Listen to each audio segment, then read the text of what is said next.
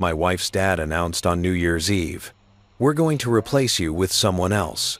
You're too old to be useful." I packed my bags and decided to vanish. At the bus station, I couldn't stop thinking. After 13 years at his company, a young woman asked if I was okay, so I told her everything. She made a phone call and said, "Dad, I found him." "Yes, I'm sure." The champagne flutes caught the light like tiny prisons of gold. I remember that detail with painful clarity, the way each glass reflected the chandelier in my father-in-law's dining room, how the bubbles rose in perfect, disciplined lines, how everything about that New Year's Eve dinner felt choreographed for maximum impact. If you've ever sat at a table where you suddenly realized you were the only one who didn't know the script, you'll understand the particular kind of cold that settled into my bones that night. Richard Chen sat at the head of the table, as he always did.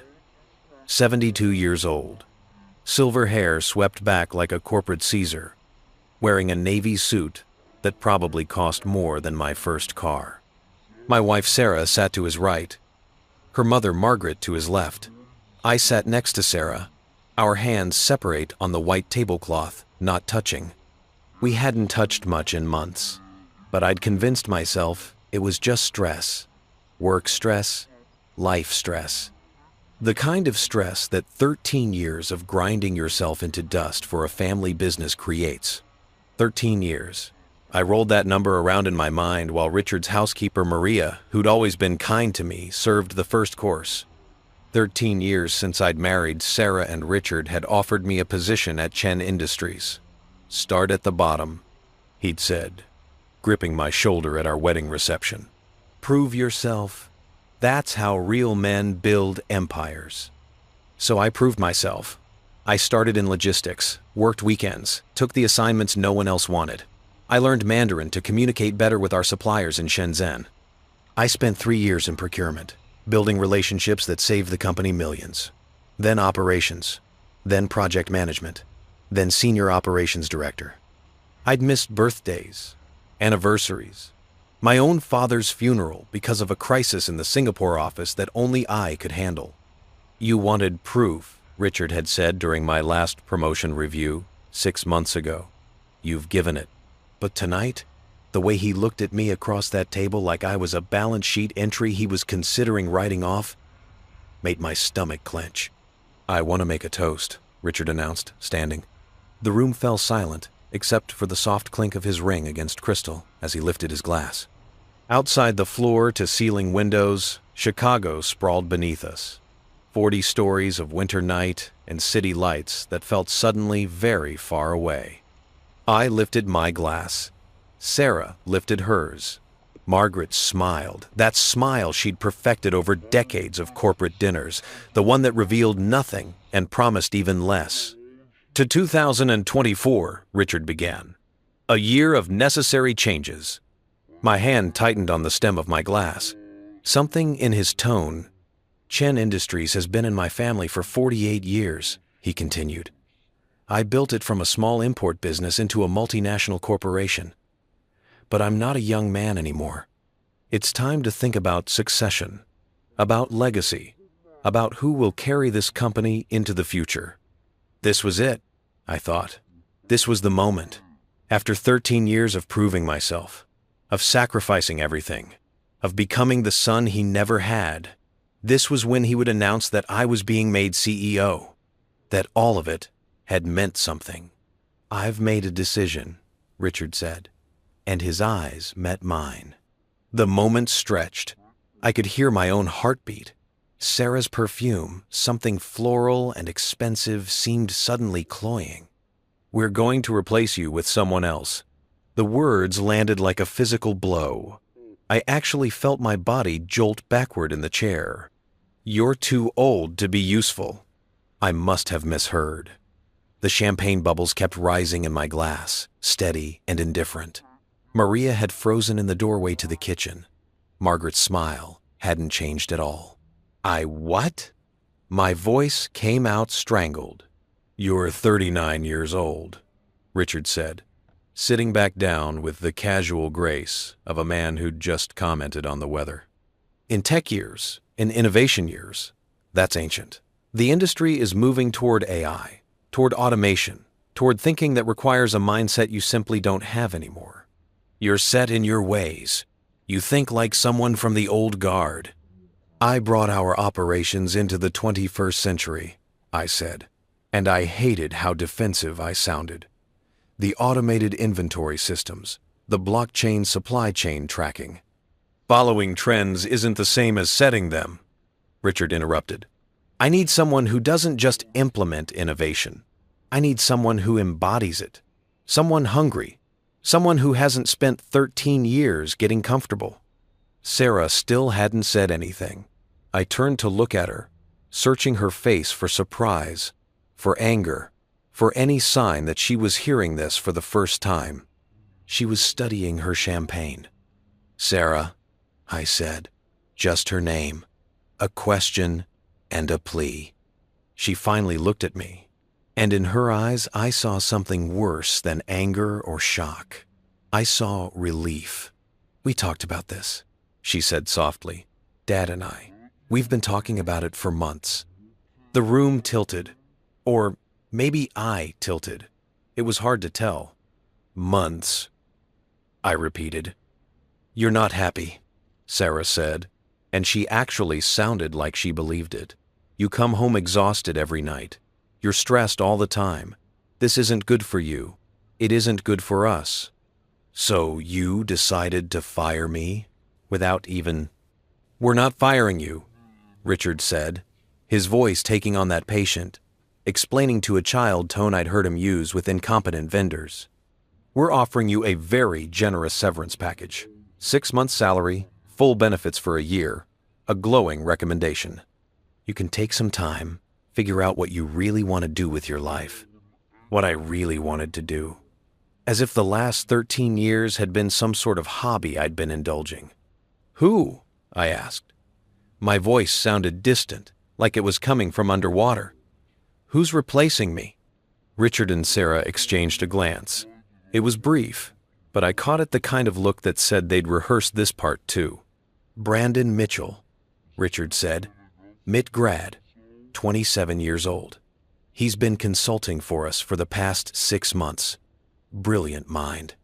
He's already identified 3 major inefficiencies in our operations that we're implementing next quarter. 6 months. The same 6 months Sarah had apparently been discussing my obsolescence with her father. Those inefficiencies, I said slowly. Are they in the confidential operational review I submitted in July? The one I'd spent 2 months compiling. The one I'd worked on during our anniversary trip to Napa, typing on my laptop while Sarah slept. The one I'd personally presented to Richard, thinking it would secure my position as his heir apparent. Richard's expression didn't change. Brandon came to similar conclusions independently. I'm sure he did. The sarcasm hung in the air like smoke. Margaret delicately cut into her appetizer scallops, in some sort of foam that probably had a French name I couldn't pronounce. Maria had disappeared back into the kitchen, probably grateful to escape the carnage. You're taking this personally, Richard said. It's business. You of all people should understand that. Business, I echoed. Right. Silly me, taking my career personally. Taking my marriage personally. Sarah flinched. That's not fair. Fair? I laughed, and it came out harsh enough that even Richard's eyebrows rose slightly. Tell me, when exactly were you planning to mention this? Before or after the ball dropped at midnight? Was this going to be your New Year's resolution? Get rid of dead-weight husband? You're being dramatic, Margaret said, speaking for the first time. Her voice was cool, modulated, absolutely certain. Richard is offering you an opportunity, a chance to start fresh. Most people would be grateful. Most people.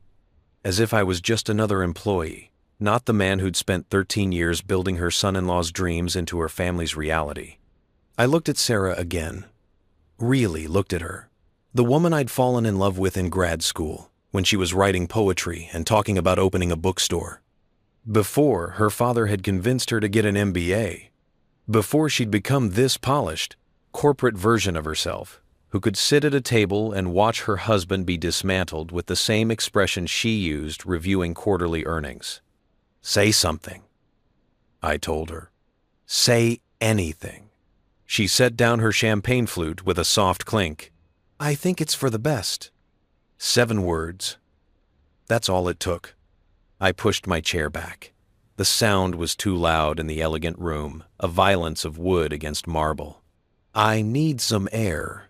We haven't finished dinner," Margaret said, as if that mattered, as if anything about this farce of a meal mattered. "I think I'm done."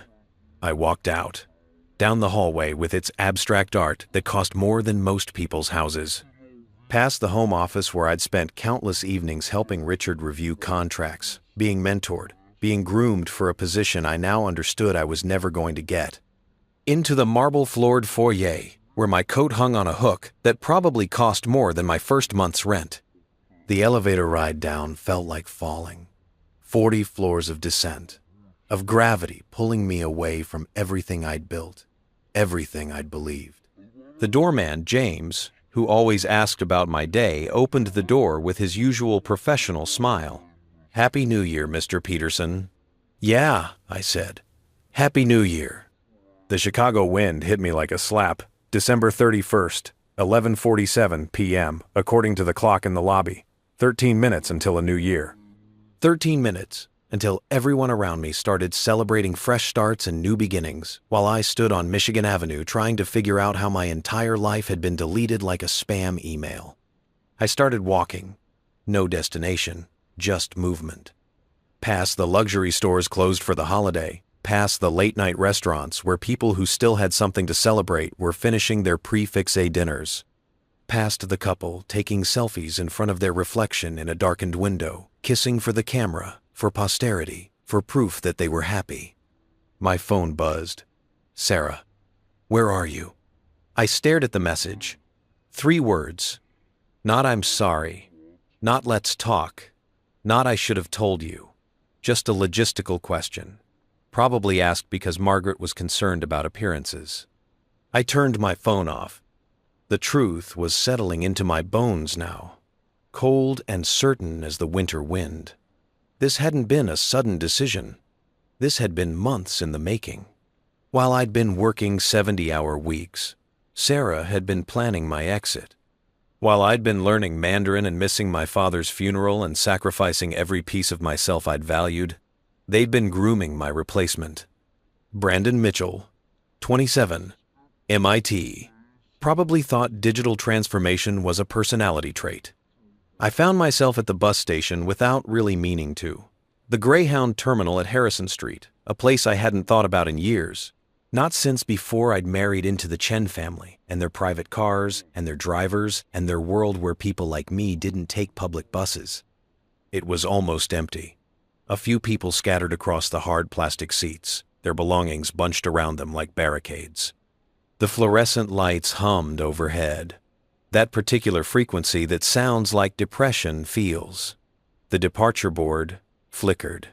Street Louis, Memphis, Indianapolis, Detroit. Cities that weren't Chicago. Places where no one knew who the Chen family was. I bought a ticket. Didn't even look at where it was going. Just pointed at the next departure and handed over my credit card. "Seat 15A, the clerk said. "Boards in 20 minutes. I sat down on one of those plastic chairs, my overnight bag at my feet. I'd grabbed it from the car without thinking. The go bag I'd kept for business emergencies. Inside, 2 days of clothes, toiletries, my passport, my laptop, everything I needed to disappear into a hotel in Singapore or Shanghai or Stuttgart. Or, apparently, Indianapolis. The PA system crackled. "Ladies and gentlemen, we're now 5 minutes to midnight Eastern Standard Time." Around me, the scattered passengers were pulling out their phones, probably to text loved ones, to make their New Year's calls, to pretend that the arbitrary rotation of a planet around a star meant something about fresh starts and second chances. My phone was still off. Somewhere in a penthouse 40 stories above Michigan Avenue, my wife was probably pouring another glass of champagne, my father-in-law was probably toasting to necessary changes, and my replacement was probably being celebrated for his youth, his hunger, his MIT pedigree. 13 years. I'd given 13 years. And now I was sitting in a bus station at midnight on New Year's Eve, holding a ticket to nowhere, trying to figure out how I'd become so old and useless at 39. The thing about betrayal is that it doesn't announce itself with fanfare. It arrives in champagne flutes and measured voices, in rehearsed explanations, and the relief in your wife's eyes when she finally gets to stop pretending. It arrives in the words, "You're too old to be useful," delivered by a man you called a mentor, served alongside scallops in foam. I wanted to feel angry. I wanted to feel the kind of rage that drives revenge plots and dramatic confrontations. But all I felt was tired, bone deep, soul-crushing tired. "Excuse me?" I looked up. A young woman stood in front of me, mid-20s maybe, wearing jeans and a Northwestern sweatshirt, her dark hair pulled back in a practical ponytail. She had the kind of face that suggested intelligence, sharp eyes, focused expression, like she was always calculating 3 steps ahead. "I'm sorry to bother you," she said, "but are you okay? You look like you're about to vanish into the floor." I almost laughed. That's actually the plan. She tilted her head, studying me with an intensity that would have been uncomfortable if I'd had any capacity left for discomfort. Vanishing rarely solves anything. Trust me, I've tried. Yeah, well, sometimes there's nothing left to solve. Sometimes you're just done. Done with what? And maybe it was because she was a stranger. Maybe it was because I was sitting in a bus station holding a ticket to Indianapolis at midnight on New Year's Eve. Maybe it was because I literally had nothing left to lose. So I told her. I told her everything. 13 years at Chen Industries, working my way up from nothing. The Mandarin lessons, the missed funerals, the Singapore crisis, the operational review that took 2 months to compile. Richard's announcement, Sarah's relief, Brandon Mitchell and his MIT pedigree, the champagne flutes like little prisons of gold. She listened without interrupting, her expression shifting from polite interest to something sharper, more focused. When I finished, she was quiet for a long moment. Then she pulled out her phone. "What are you doing?" I asked. She held up one finger, wait, and put the phone to her ear. "Dad," she said into the phone. "I found him. Yes, I'm sure." She paused, listening, her eyes still on me. "Greyhound Terminal, Harrison Street. No, he's about to get on a bus to Indianapolis." Another pause. "Dad, I'm looking right at him. It's definitely him." My entire body went cold. "Who are you?" I asked. She lowered the phone, but didn't hang up. When she smiled, it wasn't unkind, but it wasn't exactly warm either. "My name is Nicole," she said. "Nicole Chen." The world stopped. "And I think," she continued, "we need to talk about my father." Nicole Chen. The name hung in the air between us, like a grenade, with the pin pulled. Outside the bus terminal, fireworks started exploding over the Chicago skyline. Someone's premature celebration, or maybe right on time. Midnight had arrived, while I'd been spilling my guts to a stranger who apparently wasn't a stranger at all. "I don't understand," I said, though that felt like the understatement of the century. My brain was doing that thing where it tries to process information that doesn't fit into any existing framework. Richard Chen had one daughter, Sarah, my wife, the woman who just sat across from me and watched her father carve up my career like it was the main course. Nicole was still holding her phone, still watching me with those calculating eyes. Up close, I could see hints of Richard in her features, the sharp cheekbones, the way she held herself with absolute certainty. But where Richard's face had been carved by decades of ruthless business decisions, hers still had softness around the edges. Youth, maybe. Or maybe just a different kind of hardness. "Let me guess," she said, sliding into the plastic chair next to mine. "Richard never mentioned having another daughter." No.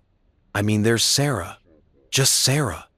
"Just Sarah," Nicole repeated, and something dark flickered across her face. "Right. The legitimate one. The heir. The one who gets to sit at the table while men like you get fed to the wolves." Her phone was still in her hand. I could hear a tinny voice coming from the speaker. Someone talking, asking questions. "Who's on the phone?" I asked. "My father," Nicole said. Then, seeing my expression, "My real father, not Richard. Though that's a complicated story, and we don't have a lot of time. Your bus to Indianapolis boards in 15 minutes. "I'm not getting on that bus." "No," she agreed.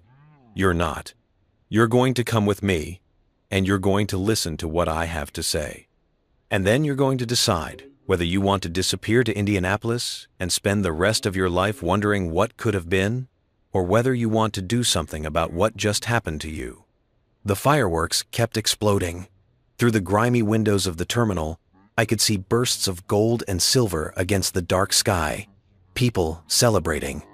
People kissing their partners and making toasts, and believing that arbitrary numbers on a calendar meant something about hope and renewal.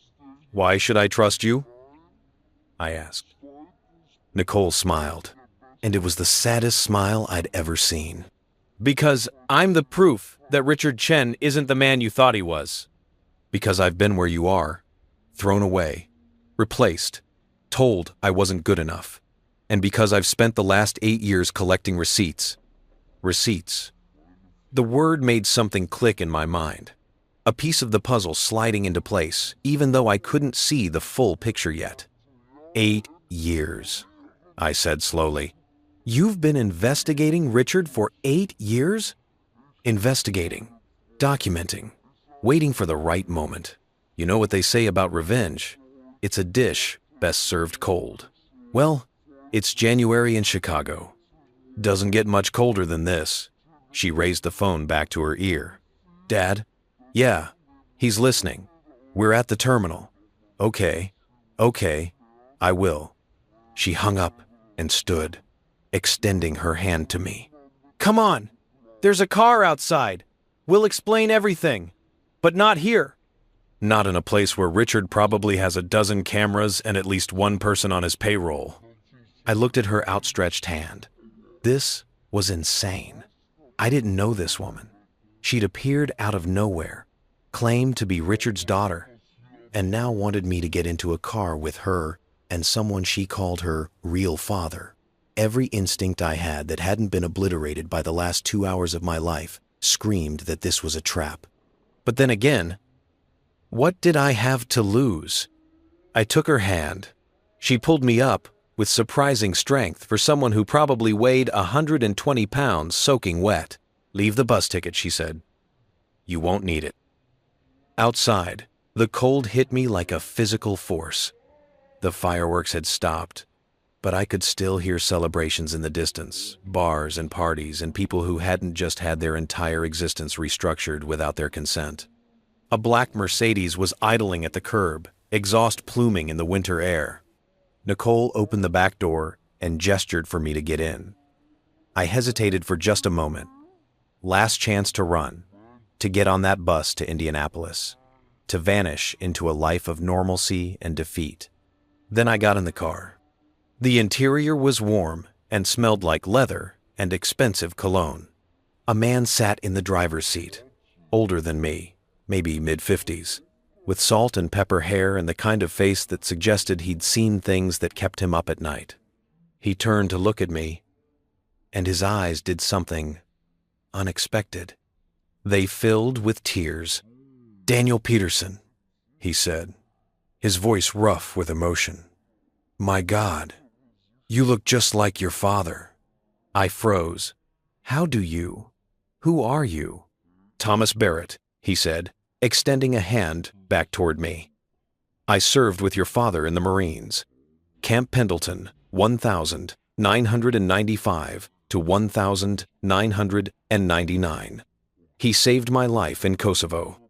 And I've been looking for you for 3 years.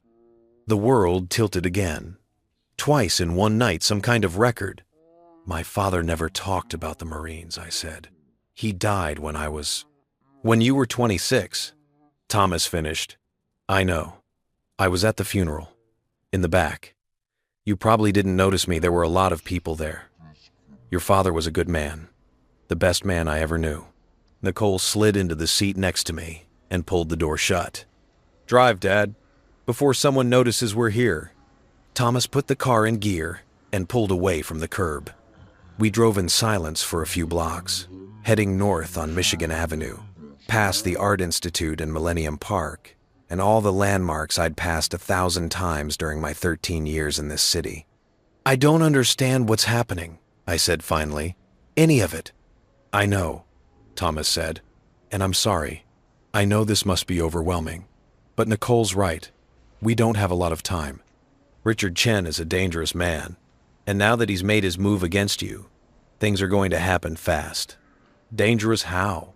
Nicole pulled out a tablet from her bag and handed it to me. The screen showed a photograph, black and white, grainy, the kind of image you see in old newspaper archives. It showed 2 men standing in front of what looked like a warehouse. One of them was clearly a younger Richard Chen, maybe in his 30s. The other was a man I didn't recognize, stocky and hard-faced. That photo was taken in 1996. Nicole said, "The man standing next to Richard is Viktor Kozlov, Russian mob. He was murdered 6 weeks after this photo was taken, shot 3 times in the back of the head, execution style. The police never found his killer." I looked up from the tablet. You're saying, Richard... I'm saying Richard Chen built his empire on a foundation of blood and corruption. I'm saying he's not a legitimate businessman who made smart investments. I'm saying he's a criminal who got very, very good at hiding his crimes behind corporate structures and political donations and a respectable family image. She swiped to the next image. This one showed a ledger, handwritten entries in columns, numbers that looked like millions. Money laundering, she said. This ledger was part of an FBI investigation that got shut down in 1998. Guess who made substantial donations to certain political campaigns right before the investigation was closed? Another swipe. A photo of Richard with a man in a suit, both of them smiling at what looked like a charity gala. Senator James Morrison, Nicole said, committed suicide in 2003. Left a note about his sins and the deals he couldn't live with anymore. His family said he'd been acting paranoid for weeks before his death, talking about how he'd made mistakes he couldn't undo. Swipe, swipe, swipe. Each image was another piece of a puzzle I hadn't known existed. Financial documents, photos, news clippings. A woman's obituary. Died suddenly at age 34, survived by her daughter Nicole. I stopped at that one. This is your mother? Nicole's face was carved from stone. Lily Barrett. She worked as Richard's personal assistant from 1997 to 1999. They had an affair. She got pregnant. Richard promised to leave Margaret, to do the right thing. Instead, he gave her $1 million and told her to disappear, to never tell anyone he was the father. She took the money because she was 25 years old and scared and alone. But she told you. She told me everything. And then, when I was 16, she died. The official cause was a heart attack. Sudden cardiac arrest. Tragic, they said. So young. But you don't think it was natural? I think my mother started asking Richard for more money. I think she threatened to go public, to tell Margaret, to ruin his perfect family image.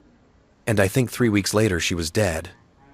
Nicole's voice was flat, affect-less, the kind of tone people use when they're talking about pain so deep that showing it would shatter them completely.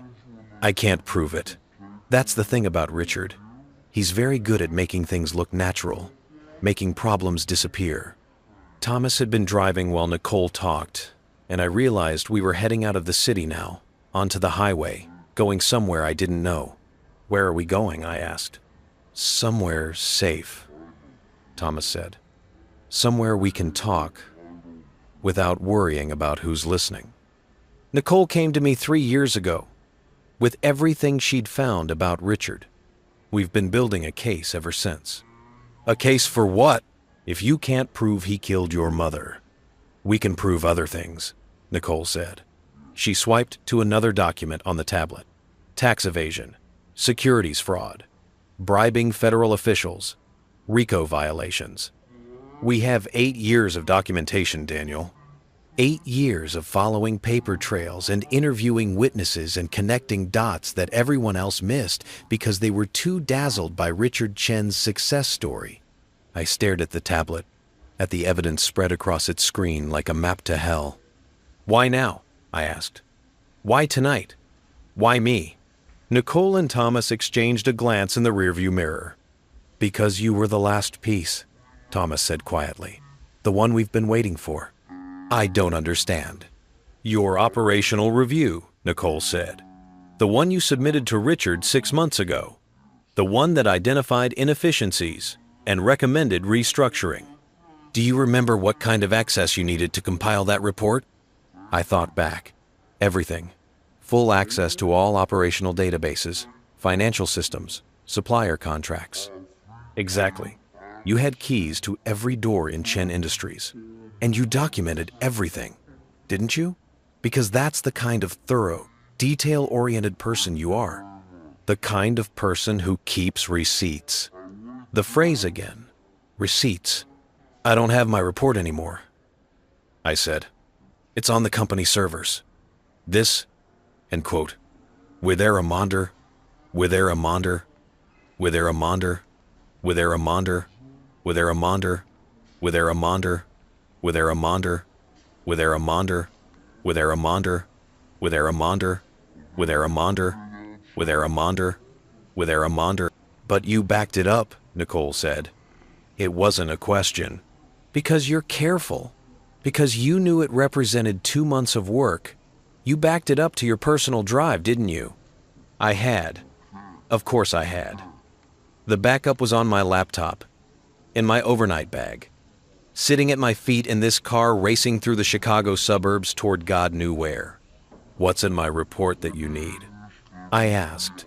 Though I was starting to suspect, I knew the answer. Everything, Nicole said. You documented supplier relationships that were actually fronts for money laundering. You tracked financial flows that expose fraud. You mapped organizational structures that connect Richard to shell companies in the Cayman Islands. You didn't know what you were seeing. You thought you were just identifying operational inefficiencies. But you built us a roadmap, straight to Richard's criminal empire. The car took an exit. We were somewhere in the northern suburbs now, the landscape shifting from city to something more residential, more spread out. Snow had started to fall, light flakes that caught in the headlights like tiny falling stars. Brandon Mitchell, I said slowly. The 27-year-old, who's replacing me. Doesn't exist, Nicole said. Or rather, he exists, but he's not who Richard claims. He's a consultant, yes, but not for improving operations. He's there to scrub the evidence, to rewrite systems, and restructure databases, and make sure that all the documentation you created, all the proof of Richard's crimes, disappears. And getting rid of me was necessary because you know too much, because you're the only person who understands those systems well enough to testify about them. Because you're the loose end. Richard needs to tie off before his house of cards comes down. I sat back in the seat, my mind racing. 13 years. 13 years I'd spent building a career at Chen Industries, thinking I was proving myself, earning respect, becoming family. And all along, I'd been documenting evidence of crimes I didn't even know were happening. You're too old to be useful, I said quietly. That's what he said. He meant you were too dangerous to keep around, Thomas said. Now that he's got someone in place to erase the evidence, he needs you gone. Discredited, ideally. Hence the humiliating dinner dismissal. Hence making sure your wife was on board with destroying you. Hence the generous severance package that would have kept you quiet and grateful while they deleted everything you'd built. Sarah. God, Sarah. Had she known? Had she understood what her father really was? Did my wife know? I asked. About any of this? Nicole shook her head. I don't think so. I think Sarah's just like everyone else. Richard controls. She sees what he wants her to see. Devoted father, successful businessman, family man. Richard's greatest skill isn't making money or building companies. It's making people believe in a version of him that doesn't exist. The car pulled off the highway onto a smaller road, then into the driveway of what looked like a farmhouse, isolated and dark except for a single light burning in a window. Thomas parked and turned off the engine. The sudden silence was deafening. "Here's what happens now," he said, turning in his seat to face me fully. "You have a choice. You can walk away. We'll drive you back to Chicago. You can get on a bus to Indianapolis or anywhere else, and you can start over. The severance package Richard offered is real. You'll land on your feet eventually. You're smart, capable, experienced. You'll rebuild. Or, I asked, though I already knew. Or you help us bring him down, Nicole said. You give us access to your operational review, to everything you documented. You testify when the time comes. You stop being the victim of Richard Chen's story and start being the weapon that destroys it. Through the window, I could see snow accumulating on the hood of the car, covering the black paint with white, transforming it into something new. If I do this, I said, what happens to Sarah? We can't protect her from the truth, Nicole said quietly. When Richard falls, the whole empire falls. Sarah's trust fund, her lifestyle, her belief in her father, all of it goes. That's collateral damage we can't avoid. She'll hate me. She already chose her father over you, Nicole pointed out. She made that choice tonight, at that dinner table. The question is, what choice are you going to make? I looked at the farmhouse, at the light burning in the window. Inside, I imagined, there were files and documents, and 8 years of patient, methodical investigation. 8 years of a daughter trying to get justice for her mother. 8 years of a Marine keeping a promise to a fallen brother. And now they were asking me, Daniel Peterson, 39 years old, too old to be useful, about to vanish to Indianapolis to be the final piece of their puzzle. I thought about Richard's face across that dinner table, the casual cruelty in his voice, the way he delivered my professional execution like he was commenting on the weather. I thought about Sarah's relief, the look in her eyes that said she'd been waiting for this, planning for this, maybe even hoping for this. I thought about 13 years of my life spent building someone else's empire, thinking it was mine too. I want to see everything, I said. Every piece of evidence you have, every document, every photo, every connection. I want to understand exactly what I'm getting into. Nicole smiled. It was the first real smile I'd seen from her, and it transformed her face from calculating to something almost gentle. Welcome to the war, she said. Thomas got out of the car and opened my door. The cold air rushed in, carrying snow and the scent of pine trees and the distant sound of more fireworks. Someone still celebrating, somewhere far away. I grabbed my overnight bag and stepped out into the new year. It was 1:47 a.m. on January 1st, 2024. In 13 hours, Richard Chen would wake up expecting me to be broken, grateful, gone. He had no idea what was coming. The farmhouse smelled like coffee and old wood, and something else I couldn't quite place. Maybe determination, if determination had a scent. Pine, with an undertone of obsession. Thomas led me through a mudroom cluttered with boots and winter coats, down a hallway lined with photographs I didn't have time to study, and into what might have once been a dining room. Now it looked like something between a detective's evidence board and a war room. 3 folding tables formed a U shape, covered in file folders, laptops, and what appeared to be a timeline stretching across an entire wall.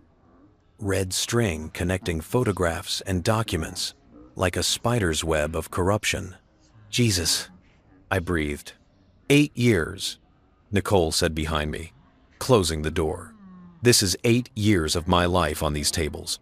Every connection, every transaction, every dirty deal. Welcome to the real Richard Chen. I set my overnight bag down and just stared. The timeline started in 1994, before I'd even graduated high school. Richard Chen, younger, harder, hungrier, standing next to men in expensive suits who looked like they'd kill you for pocket change. The timeline stretched all the way to last month, ending with a photograph of me taken from across a street. I was leaving the Chen Industries building, looking exhausted, my tie loosened, carrying my laptop bag. "You've been watching me," I said. "You've been watching me."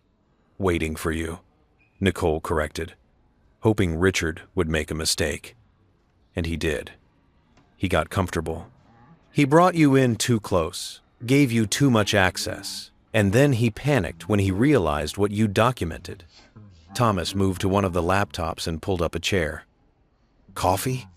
This is going to take a while. Please." He disappeared into what I assumed was the kitchen. Nicole moved to the timeline wall, running her finger along the red string like she was reading Braille. "I'll start at the beginning," she said. 1994. Richard Chen is 32 years old, running a failing import business out of a warehouse in Oakland. He's drowning in debt, about to lose everything. Then he meets Viktor Kozlov. She tapped the photo of Richard and the stocky Russian man. Kozlov was mid-level Russian mob, not a boss, but connected. He had a problem, lots of dirty money, not enough ways to clean it. Richard had a solution, a legitimate import business with connections in China. They made a deal. Kozlov funneled money through Chen Imports, disguised as payments for goods that were either overpriced or didn't exist. Richard took a 30% cut. "Money laundering," I said. "Classic scheme. Would have worked forever, except Kozlov got greedy. Started using Richard's company to import more than just fake invoices. Drugs, weapons, contraband. Richard didn't sign up for that. So in 1996, Kozlov had an unfortunate accident. Richard killed him. Can't prove it," Nicole said, and her voice had that flat quality again. The police investigated. They found nothing linking Richard to the murder. But 2 weeks after Kozlov died, Richard paid off all his business debts. 1 month later, he married Margaret Whitmore, whose father just happened to be a federal judge. 6 months after that, Chen Imports became Chen Industries and started expanding into legitimate operations. Thomas returned with coffee in 3 mismatched mugs. I took mine gratefully, letting the heat seep into my hands. The farmhouse was warm, but I felt cold from the inside out. "Here's the thing about Richard," Nicole continued. "He's smart, not just business smart, criminal smart. He understood that the best way to hide dirty money is to bury it in a mountain of clean money. So he used Kozlov's cash to build a real empire. Real products, real customers, real profits. But underneath, there's always been a river of illegal money flowing through the company. Always." She moved along the timeline, pointing to different markers. 1998 FBI investigation into Russian mob activity in California. The case gets shut down after Senator Morrison intervenes. Senator Morrison, who received $250,000 in campaign donations from Richard's newly formed Political Action Committee. 2003, Senator Morrison dies. His suicide note mentions deals and sins. His daughter tried to get the FBI to investigate his death. They declined. The daughter? She died in a car accident in 2007. Single car collision. She was 28 years old. 2005, Richard expands into government contracting, Defense Department contracts, specifically. He bids low, delivers acceptable products, builds relationships. But here's what's interesting. She pulled out a file folder and handed it to me. Inside were procurement documents, contract awards, delivery schedules. These contracts are never quite profitable enough to justify the effort Richard puts into maintaining them, unless they're serving another purpose, which they are. We come day, we come domain just, we complete dark. I scanned the documents. What purpose? Access, Thomas said. Richard doesn't care about making money on defense contracts. He cares about the clearances, the connections, the ability to move goods through military logistics networks without scrutiny. You ship enough legal cargo through military channels. Nobody looks too closely when you slip something illegal into the manifest. Nicole pulled up a laptop and turned it to face me. On the screen was a shipping manifest from 2019. This shipment was supposed to be electronics components for a defense contractor in Virginia. But if you cross-reference the weights and volumes, she pulled up another document. The numbers don't match. There's an extra 200 kilograms that aren't accounted for in the itemized list. What was it? We don't know. That's the frustrating part. Richard's system is designed with plausible deniability at every level. The shipping manager doesn't know what's in the containers. The warehouse supervisor doesn't question the manifests. Everyone does their small part of an illegal operation without knowing it's illegal. Compartmentalization, I said. Military tactic. Richard served, Thomas said quietly. Did you know that? 2 years in the Army? 1982 to 1984? Logistics Division. He learned how to move things from point A to point B without leaving traces, and he's been using those skills ever since. I sipped my coffee and moved closer to the timeline wall. There were so many photographs, so many documents. A whole secret history of the man I'd called a mentor for 13 years. My mother, Nicole said, and I turned to look at her. She was standing by a section of the timeline marked 1997 to 1999, her hand resting on a photograph of a young woman with dark hair and Nicole's same intelligent eyes, Lily Barrett. She was 25 when Richard hired her, smart, ambitious, fresh out of business school. She thought she was getting an opportunity to learn from a successful entrepreneur. She thought he loved her, Thomas added, his voice rough. Nicole's jaw tightened.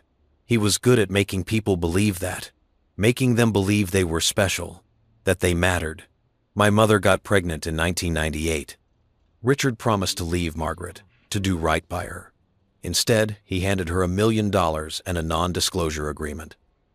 Told her if she ever told anyone he was my father, he'd destroy her. Sue her for every penny, ruin her reputation, make sure she never worked in business again. She took the money. She was terrified and alone and 26 years old. Of course, she took the money.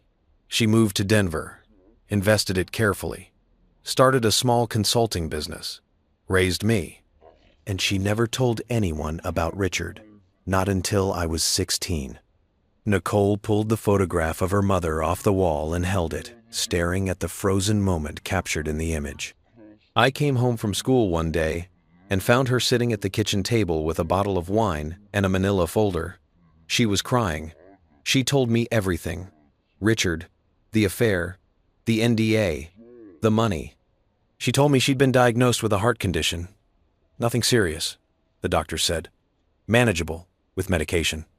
But she wanted me to know the truth about my father before anything happened to her. And then she died, I said softly. 3 weeks later, sudden cardiac arrest. The doctors were shocked. She'd been healthy, taking her medication. No warning signs. I was 16 years old, an orphan, and I knew. I couldn't prove it, but I knew. Richard had killed her. Thomas moved to stand next to Nicole, putting a hand on her shoulder. The gesture was gentle, paternal. the gesture of a man who'd spent years trying to fill the void left by a woman's death. Thomas was my dad's friend, Nicole said. My real dad, Lily's brother. He died in a construction accident when I was 6. Thomas kept in touch with my mom, checked on us, sent birthday cards. When she died, he took me in, became my guardian, and when I told him what I suspected about Richard, I believed her, Thomas said, because I knew who Richard Chen really was. Your father knew too, Daniel. That's why I've been looking for you. I set down my coffee mug before I could drop it. What do you mean, my father knew?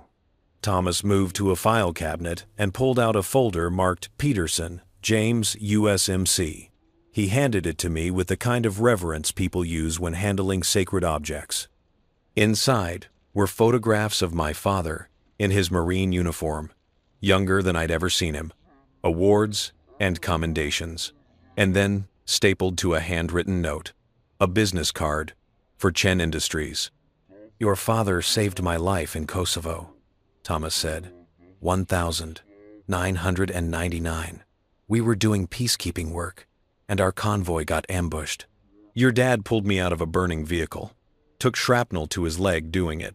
We recovered in the same hospital, became friends, real friends. The kind you make when someone's seen you at your absolute worst and still thinks you're worth saving. I stared at my father's handwriting. The note read, Thomas, keep an eye on this company. Something wrong about it. J. What happened? We got back to the States in late 1999, Thomas said. Your dad got out of the Marines, started working construction. I stayed in, did another tour, but we kept in touch. And in 2002, your dad called me. Said he'd been doing some construction work for Chen Industries. Richard was building a new warehouse in the Midwest. Your dad noticed things. Discrepancies in the building plans. Spaces that didn't make sense. Hidden rooms.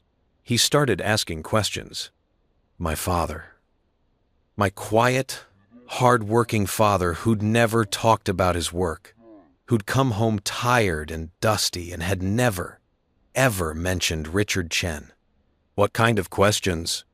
The dangerous kind. He went to the police with his concerns. They investigated. Found nothing.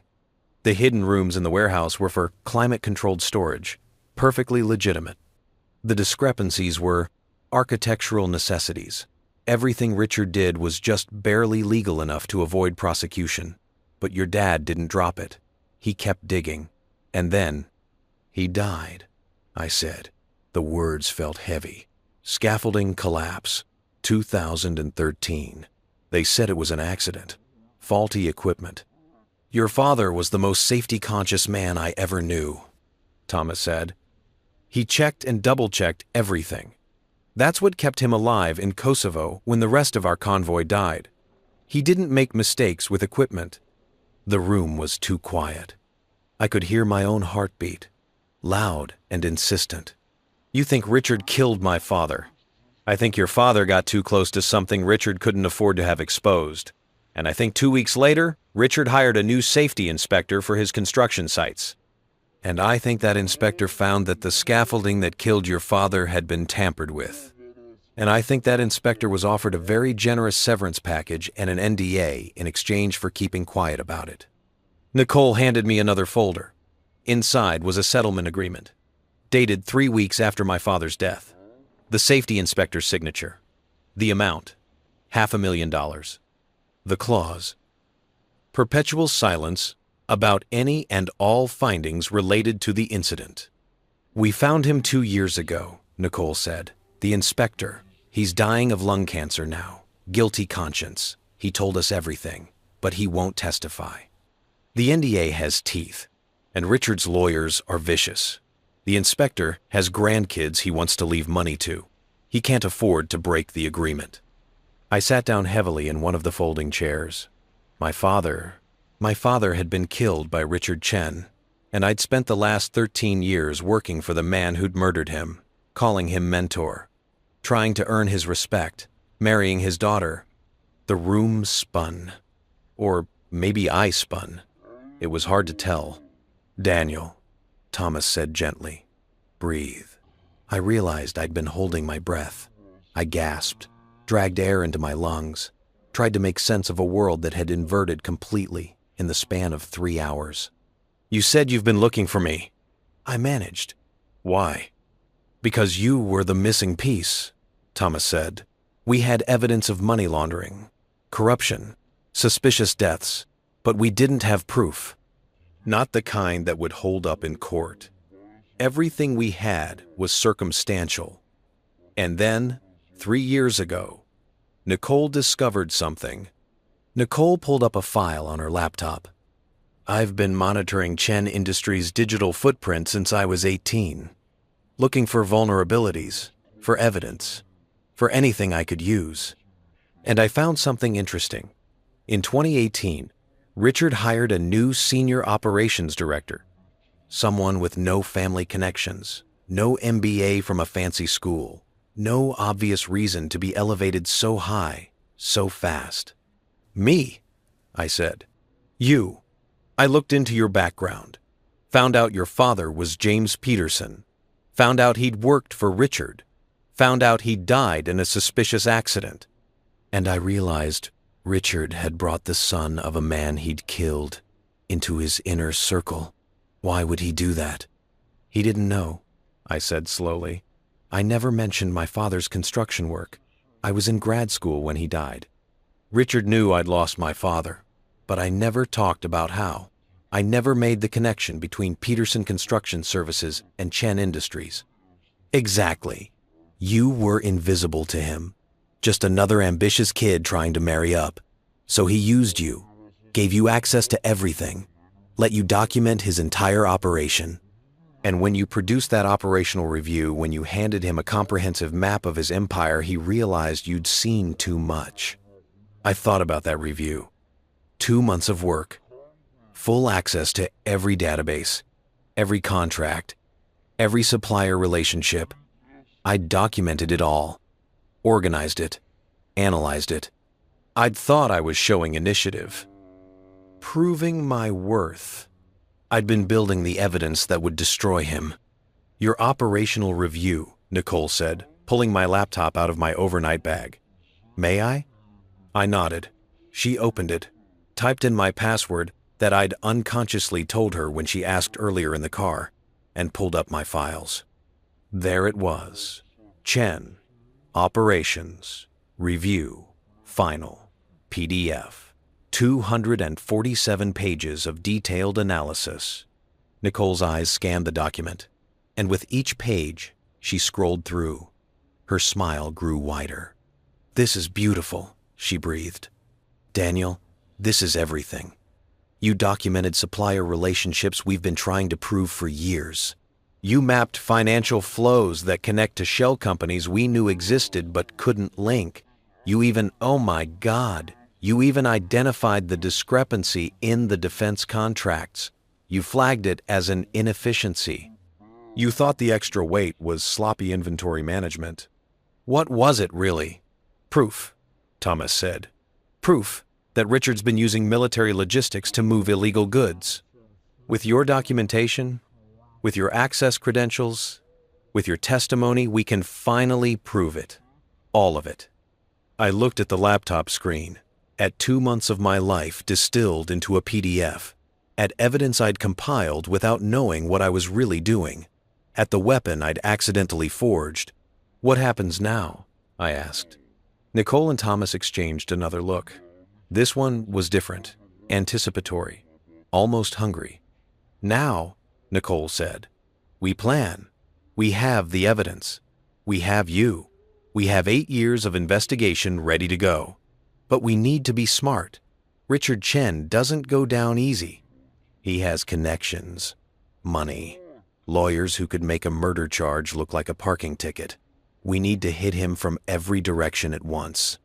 And we need to do it before Brandon Mitchell finishes erasing the databases," Thomas added. "Once your documentation is gone from the company servers, your backup becomes the only copy, which makes you the only witness who can authenticate it."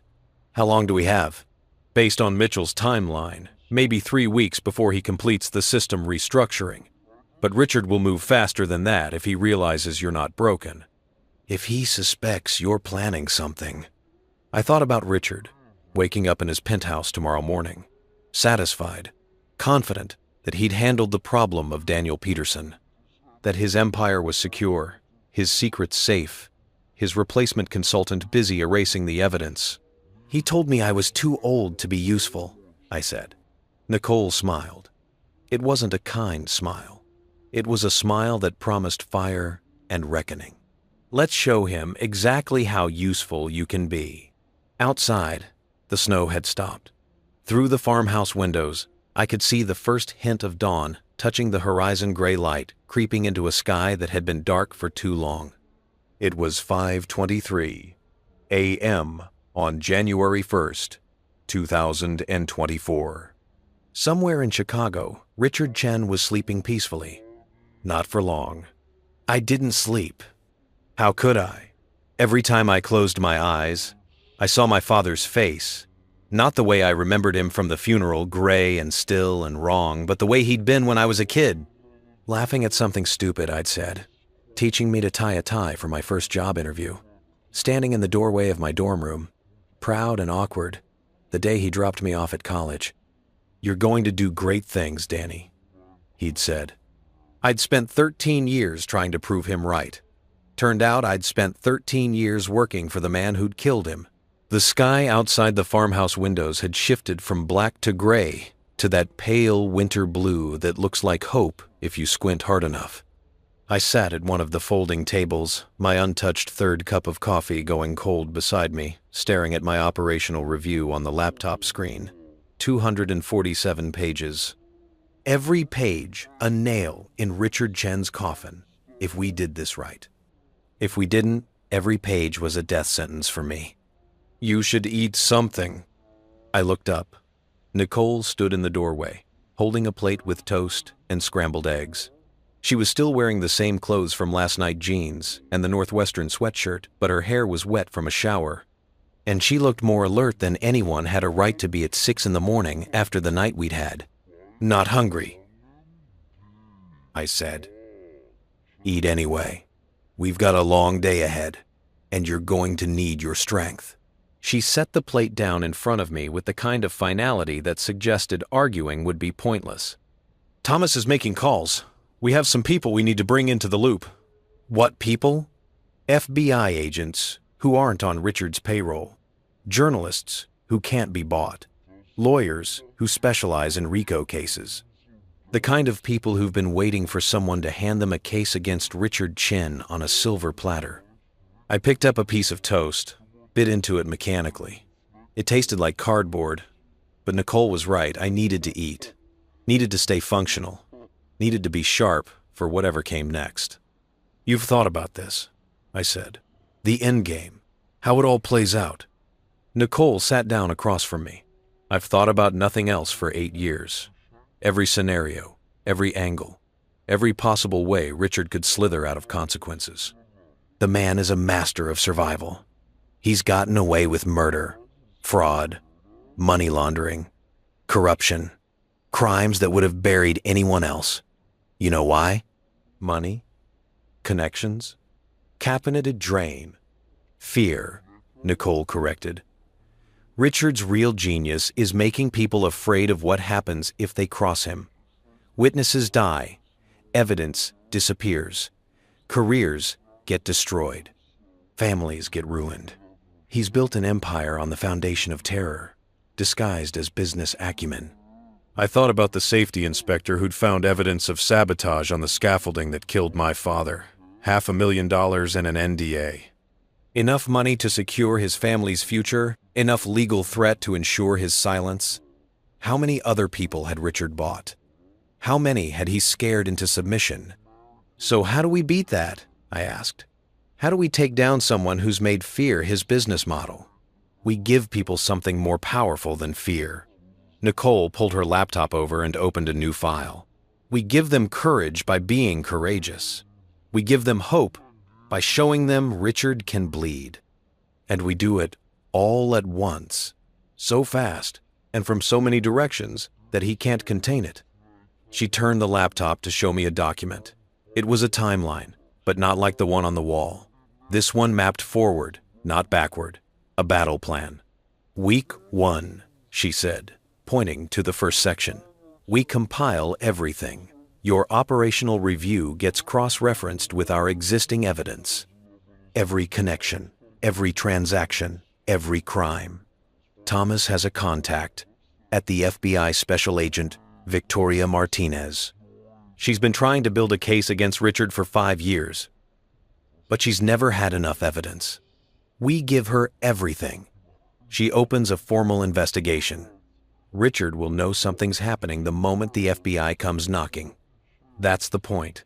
We want him scared. We want him making mistakes.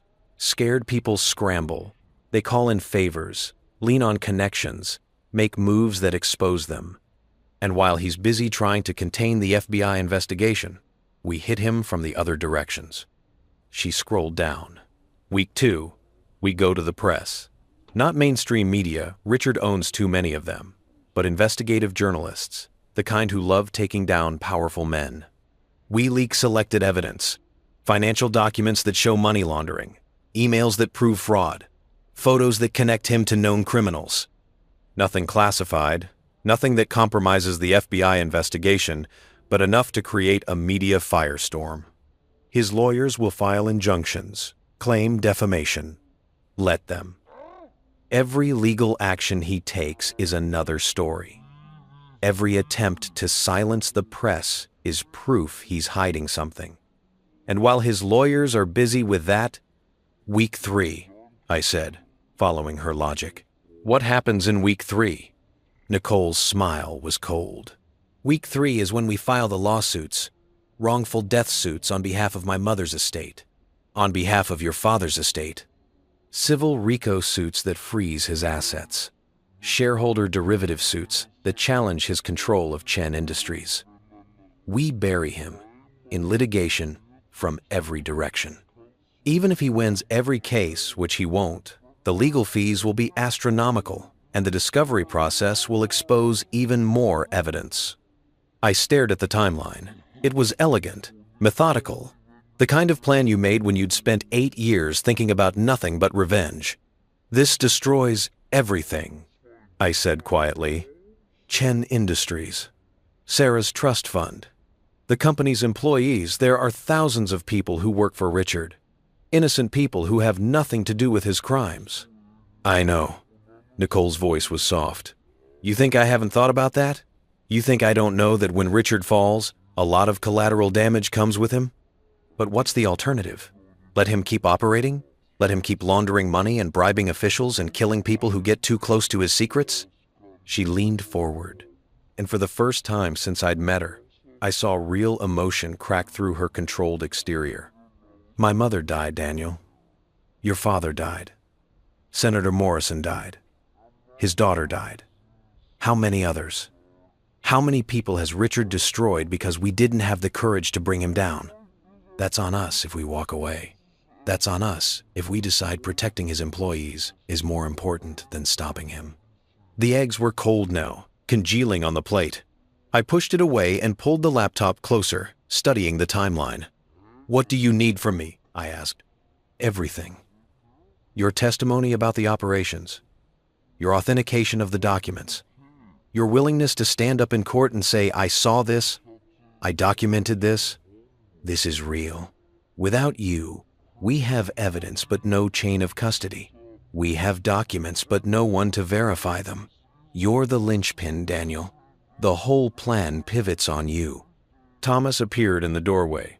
He'd changed clothes, button-down shirt, jeans, looking more like a suburban dad than a man planning to destroy a criminal empire. But his eyes were sharp, focused. Martinez is in, he said. She'll meet with us tomorrow. Wants to see the evidence, hear Daniel's story. If it's as solid as I told her, she'll open an official investigation by the end of the week. And the journalists? Nicole asked. Chen is on board. So is Patterson at the Tribune. They'll hold the story until we give them the signal. But they want exclusivity. They want to be the ones who break it.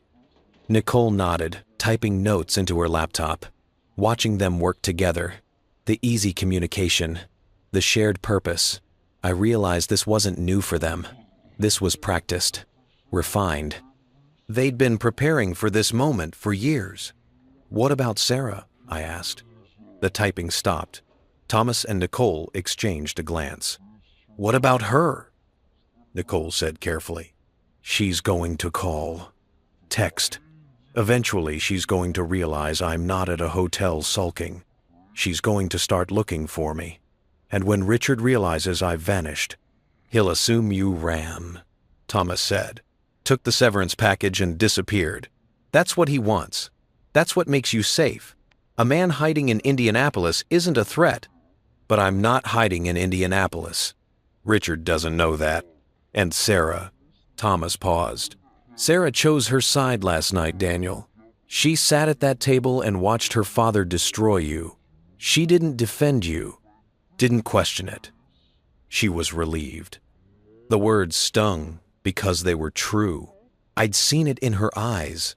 Relief. Like I was a problem finally solved. "She didn't know," I said, though even as I said it, I wasn't sure I believed it. "She didn't know what Richard really is." "Maybe not," Nicole said. "But she knew him well enough to choose him over you. That tells you everything you need to know about where her loyalties are." My phone, still turned off since last night, sat on the table like a small black bomb. Eventually, I'd have to turn it on. Eventually, I'd have to face whatever messages were waiting. But not yet. Not while I was still processing the fact that my entire adult life had been built on foundations of murder and lies. "I need to see them," I said abruptly. "See who?" "The files. The evidence. Everything you have about my father's death. About your mother. About all of it. If I'm going to do this, if I'm going to be your weapon, I need to understand exactly what I'm fighting for." Nicole studied my face for a long moment, then nodded. She stood and moved to the file cabinet, pulling out 2 folders, one marked Barrett, Lily, the other Peterson, James. "These are the hard copies," she said, setting them in front of me. "Everything we could find. Police reports, autopsy records, witness statements, financial documents. Fair warning, they're not easy to read." I opened my father's folder first. The first document was the police report from the accident.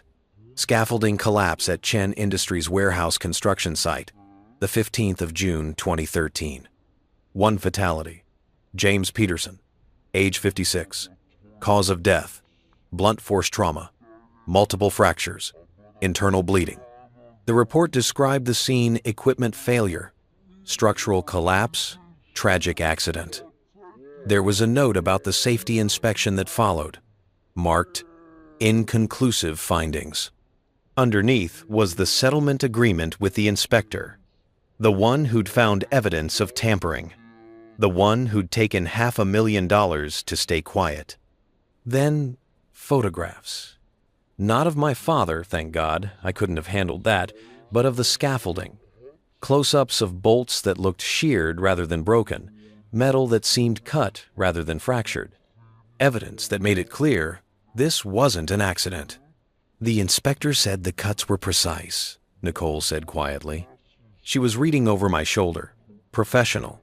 Someone who knew exactly which supports to compromise to make it look like structural failure. "Richard has people who do this kind of work. Richard has money. Money buys people who do any kind of work." I closed the folder, my hand shaking. Opened the other one.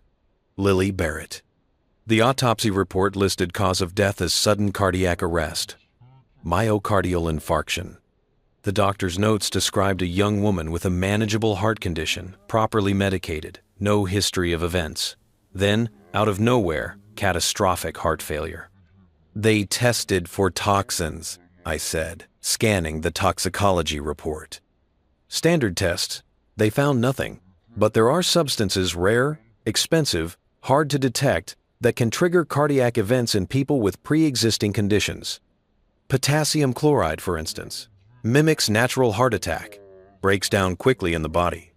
Unless you specifically test for it within hours of death, it's invisible. Did they test for it? No. Why would they? She had a documented heart condition. The death seemed natural. It wasn't until later when I started putting pieces together that it looked suspicious. I studied the photograph of Lily Barrett, clipped to the inside of the folder. She was beautiful, young, bright-eyed, smiling at the camera, with the kind of confidence that suggested she had her whole life ahead of her. She looked like Nicole. Same eyes, same sharp intelligence in her face. "I'm sorry," I said. "About your mother. About what Richard took from you." "I'm sorry about your father," Nicole replied. "About what you lost. About the years you spent trying to earn approval from the man who murdered him." We sat in silence for a moment. Two people bound together by grief and rage and the shared understanding of what Richard Chen really was. Thomas cleared his throat. "I hate to interrupt, but we've got work to do. Martinez wants all the files digitized and organized before tomorrow's meeting." "The journalists need summarized versions with supporting documents, and we need to start planning your testimony. What you'll say, how you'll say it, how we keep you safe while you're saying it." "Safe?" I asked. "Richard's killed at least 4 people that we can prove. Probably more. You think he'll hesitate to make it 5 if you become a threat?" The thought hadn't occurred to me. Or maybe it had, and I'd been too overwhelmed to process it. But now, sitting in a farmhouse in the middle of nowhere with evidence of multiple murders spread across folding tables, the reality settled in. Richard Chen had killed my father. If I moved against him, I'd be next. "What kind of protection can you offer?" I asked. "FBI witness protection once the official investigation opens," Thomas said. "Until then, you stay here. Off the grid. No credit cards. No phone calls. No digital footprint. As far as the world knows, you disappeared on New Year's Eve, just another broken man running from his failures." I thought about my apartment in Chicago, my things, my life, everything I'd built over 13 years. "I can't just vanish," I said. "People will notice. My friends." "What friends?" Nicole asked, not unkindly. "In the last 13 years, how many friendships did you maintain outside of Chen Industries? How many people in your life aren't connected to Richard in some way?" I opened my mouth to argue, then closed it. She was right. The last 13 years had been consumed by work, by proving myself, by trying to become worthy of the Chen family. I'd let friendships lapse, stopped returning calls from college friends, missed reunions, canceled plans because Richard needed something or Sarah wanted to attend some corporate function. I'd isolated myself completely. "This is what Richard does," Thomas said gently. "He finds people who are hungry, talented, alone. He brings them into his orbit, makes them dependent on him. And by the time they realize what's happening, they're too entangled to leave. You're not the first, Daniel. You're just the first one smart enough to document everything before he could discard you." Nicole was typing again, adding to the timeline, refining the plan. I watched her work methodical, focused, driven by 8 years of grief channeled into purpose. She'd lost her mother at 16 and turned that loss into a mission. Spent her entire adult life building a case against the man who'd killed her. And I'd spent my entire adult life trying to please him. "I want to help," I said. "With the files, the organization, whatever you need. I need to do something. I can't just sit here and—" "Then start with this," Nicole said, turning her laptop toward me. "Your operational review. Walk me through it. Every supplier, every financial flow, every discrepancy. Teach me what I'm looking at. Help me understand how to weaponize it." I pulled the laptop closer. The document I'd spent 2 months creating. The work I'd thought would make me CEO. My father had died investigating Richard. I'd nearly died, at least. The person I'd been had died working for him. Now it was time to make that death mean something. Section 1, I said, pointing to the first major heading. Supplier relationships and procurement protocols. This is where the money laundering is most visible, if you know what to look for. Nicole leaned in, her expression sharpening. Thomas pulled up a chair. Outside, the sun had fully risen, pale winter light washing across the snow-covered fields that surrounded the farmhouse. It was 7:42 a.m. on January 1st, 2024. Somewhere in Chicago, Richard Chen was probably having his morning coffee, pleased with himself for having solved the problem of Daniel Peterson. He had no idea that the problem was just beginning. Special Agent Victoria Martinez didn't look like someone who'd spent 5 years trying to build a case against one of the Midwest's most powerful businessmen. She looked like someone's aunt, early 50s, warm smile, sensible shoes, the kind of person who probably baked cookies for church fundraisers and remembered everyone's birthday. Then she opened her mouth, and I understood why Richard Chen had managed to avoid her for half a decade. "Mr. Peterson," she said, sitting down across from me at the farmhouse kitchen table. "I've been waiting 3 years to meet you. You have no idea how long I've been hoping someone like you would walk through my door." It was January 2nd, 4:17 p.m. We'd spent the previous day organizing files, cross-referencing documents, preparing evidence packets. I'd slept maybe 4 hours total, caught in that strange state between exhaustion and adrenaline, where everything feels both hyper-real and distant. My phone was still off. Sarah had probably called dozens of times by now. Richard, too, most likely checking to make sure I'd accepted my dismissal gracefully, making sure I wasn't going to cause problems. If only he knew. Martinez had brought 2 other agents with her younger, harder-looking men who stood by the door like bookends. But it was Martinez who commanded the room, settling into her chair with the casual confidence of someone who'd interviewed everyone from street criminals to senators. "Thomas has told me some of what you have," she continued, pulling out a digital recorder. "But I need to hear it from you. Everything. Starting with when you first joined Chen Industries. Do I have your permission to record this conversation?" "Yes," I said. My voice sounded steadier than I felt. She pressed record. The small red light blinked on. "This is Special Agent Victoria Martinez, Federal Bureau of Investigation, Chicago Field Office. Present are Special Agents Chen and Kowalski. Also present are Thomas Barrett, Nicole Barrett, and Daniel Peterson. Mr. Peterson, can you state your full name and date of birth for the record?" "Daniel James Peterson, the 15th of March, 1985. "And you were employed by Chen Industries from when to when?" "June 2011 to the 31st of December 2023, 12.5 years. Martinez's eyebrows rose slightly. "You're very precise about the end date." Boy. "It was last night," I said. "New Year's Eve. Richard Chen announced my termination at dinner. Said I was too old to be useful. We'll come back to that. Let's start at the beginning. How did you come to work for Chen Industries?" I told her. All of it. Meeting Sarah in grad school. Falling in love with a woman who wrote poetry and dreamed of bookstores. The wedding where Richard had gripped my shoulder and told me to prove myself.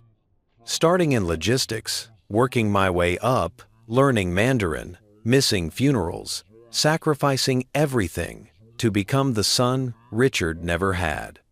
Martinez listened without interrupting, occasionally making notes on a legal pad. Nicole sat next to me, her laptop open, ready to pull up supporting documents. Thomas stood by the window, watching the driveway, watching for any sign that someone had followed Martinez here. "And your father?" Martinez said when I mentioned the construction work. "James Peterson. He died in 2013? Scaffolding collapse at a Chen Industries construction site. They called it an accident. But you don't believe it was." "I didn't know it wasn't," I said carefully. "Not until 2 nights ago. I thought I spent 13 years thinking it was just a tragic accident. I worked for the man who killed my father without knowing it. Something flickered across Martinez's face. Sympathy, maybe.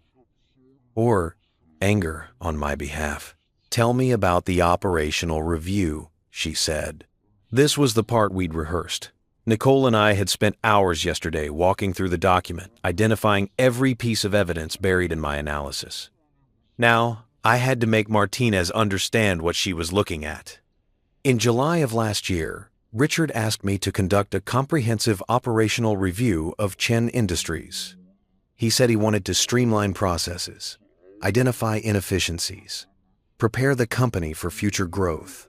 He gave me full access, every database, every system, every supplier contract. I spent 2 months documenting everything. And you found? What I thought were inefficiencies, suppliers charging above market rates, shipments with mismatched weight specifications, financial flows that seemed unnecessarily complicated, defense contracts that weren't profitable enough to justify the effort we put into maintaining them. Nicole pulled up the relevant sections of the review on her laptop, turning it so Martinez could see. I flagged all of it in my report, I continued. Recommended restructuring supplier relationships, renegotiating contracts, simplifying financial processes. I thought I was helping the company. I thought I was proving I deserved to be CEO. But what you were actually documenting was evidence of money laundering, fraud, and illegal smuggling operations. I pointed to a section of the review. This supplier, Shanghai Precision Industries. I noted that they consistently charged 20% above market rate for electronic components. I thought it was poor negotiation. It was actually a money laundering front. The extra 20% was payment for washing dirty money through legitimate purchase orders. Martinez leaned closer, studying the screen. Can you prove that? Nicole can. She's been tracking Shanghai Precision for 3 years. It's a shell company owned by another shell company that eventually traces back to a known triad organization in Hong Kong. The components are real, the orders are real, but the pricing structure is designed to move money, not maximize profit. Nicole pulled up another document, corporate filings, ownership structures, financial statements that connected the dots I'd unknowingly laid out. This is good, Martinez said quietly. This is very good. What else? We went through it all. Every supplier relationship that was actually a criminal connection, every financial irregularity that masked fraud, the defense contracts that provided cover for smuggling, the warehouse construction projects like the one where my father had died that included hidden storage spaces for illegal goods. 2 hours passed, then 3. Martinez filled 2 legal pads with notes, her agents occasionally asking questions, clarifying details, requesting specific documents. Outside, the winter afternoon faded to dusk, pale light giving way to darkness. The question I have, Martinez said finally, setting down her pen, is why now? Richard Chen has been operating this way for decades. He's survived investigations, avoided prosecution, outlasted 3 FBI field chiefs. Why is this time different? Because this time you have me, I said. You have someone who was inside the organization with full access, someone who documented everything without knowing what he was documenting, someone who can testify not just about what the documents say, but about how the systems work, who authorized what, where the bodies are buried. Literally, in some cases, Nicole added darkly. Martinez sat back, studying me with those sharp eyes that probably saw through every lie she'd ever been told. Mr. Peterson, I'm going to be blunt with you. If we move forward with this, if I open an official investigation based on your testimony, your life is going to change in ways you can't imagine. Richard Chen will come after you with every resource he has. Lawyers, investigators, possibly worse. You'll be under constant surveillance. Your credibility will be attacked. Every mistake you've ever made, every questionable decision, will be dredged up and used against you. And if Richard has killed 4 people that we know of, what makes you think he'll hesitate to make it 5? The room was very quiet. I could hear the old farmhouse settling, wood creaking in the cold. My father died investigating Richard Chen, I said. Nicole's mother died because she knew too much. How many others? How many people has Richard destroyed while the FBI has insufficient evidence to move against him? If I walk away now, if I decide my safety is more important than stopping him, then their deaths meant nothing. And the next person Richard kills, that's on me. Martinez held my gaze for a long moment. Then she nodded. Okay, she said. Let's do this, but we do it my way. Official investigation opens Monday morning. That gives us the weekend to compile everything, get it organized, build an airtight case. I'll need copies of every document, every file, every piece of evidence you have. I'll need your testimony in writing, signed and witnessed. And I'll need you in protective custody until this is over. What does protective custody look like? Thomas asked. Safe house. Different location from this one, no offense, but Richard probably has resources to find you here eventually. 24-hour protection. No contact with anyone outside the investigation. No phones, no internet. No way for Richard to track you or threaten you. What about Sarah? I asked. The question had been sitting in my chest for 2 days, heavy and painful. My wife, does she get notified? Not until we execute search warrants and make arrests. At that point, she'll know everything. But until then, as far as the world knows, you've disappeared, took Richard's severance package, and vanished. That's your best protection. Let Richard think he won. I thought about Sarah waking up on New Year's Day, probably expecting me to come crawling back, apologizing, begging for another chance. Finding my phone, going straight to voicemail, my apartment empty, my car still in the garage at her father's building where I'd left it before that dinner. What would she think? That I'd run away? That I'd broken under the pressure? Would she be relieved? There's something else you should know, Nicole said, pulling up her email on her laptop. I've been monitoring Chen Industries' digital presence. This morning, they posted a press release. She turned the screen so we could all see. The headline read, Chen Industries announces leadership transition and strategic restructuring. I read the first paragraph. Chen Industries, a leader in international manufacturing and supply chain management, announced today the appointment of Brandon Mitchell as Chief Operating Officer, effective immediately. Mr. Mitchell, a distinguished consultant and MIT graduate, will spearhead the company's digital transformation initiative. The appointment follows the departure of Daniel Peterson, who served as Senior Operations Director. We're grateful for Daniel's contributions, said CEO Richard Chen, and wish him well in his future endeavors. Future endeavors. As if I'd chosen to leave. As if this had been mutual. They're already rewriting history, I said. Standard corporate playbook, Martinez said. Make it look voluntary. Maintain the image of stability. But look at the timing posted this morning, less than 36 hours after your dismissal. That's fast.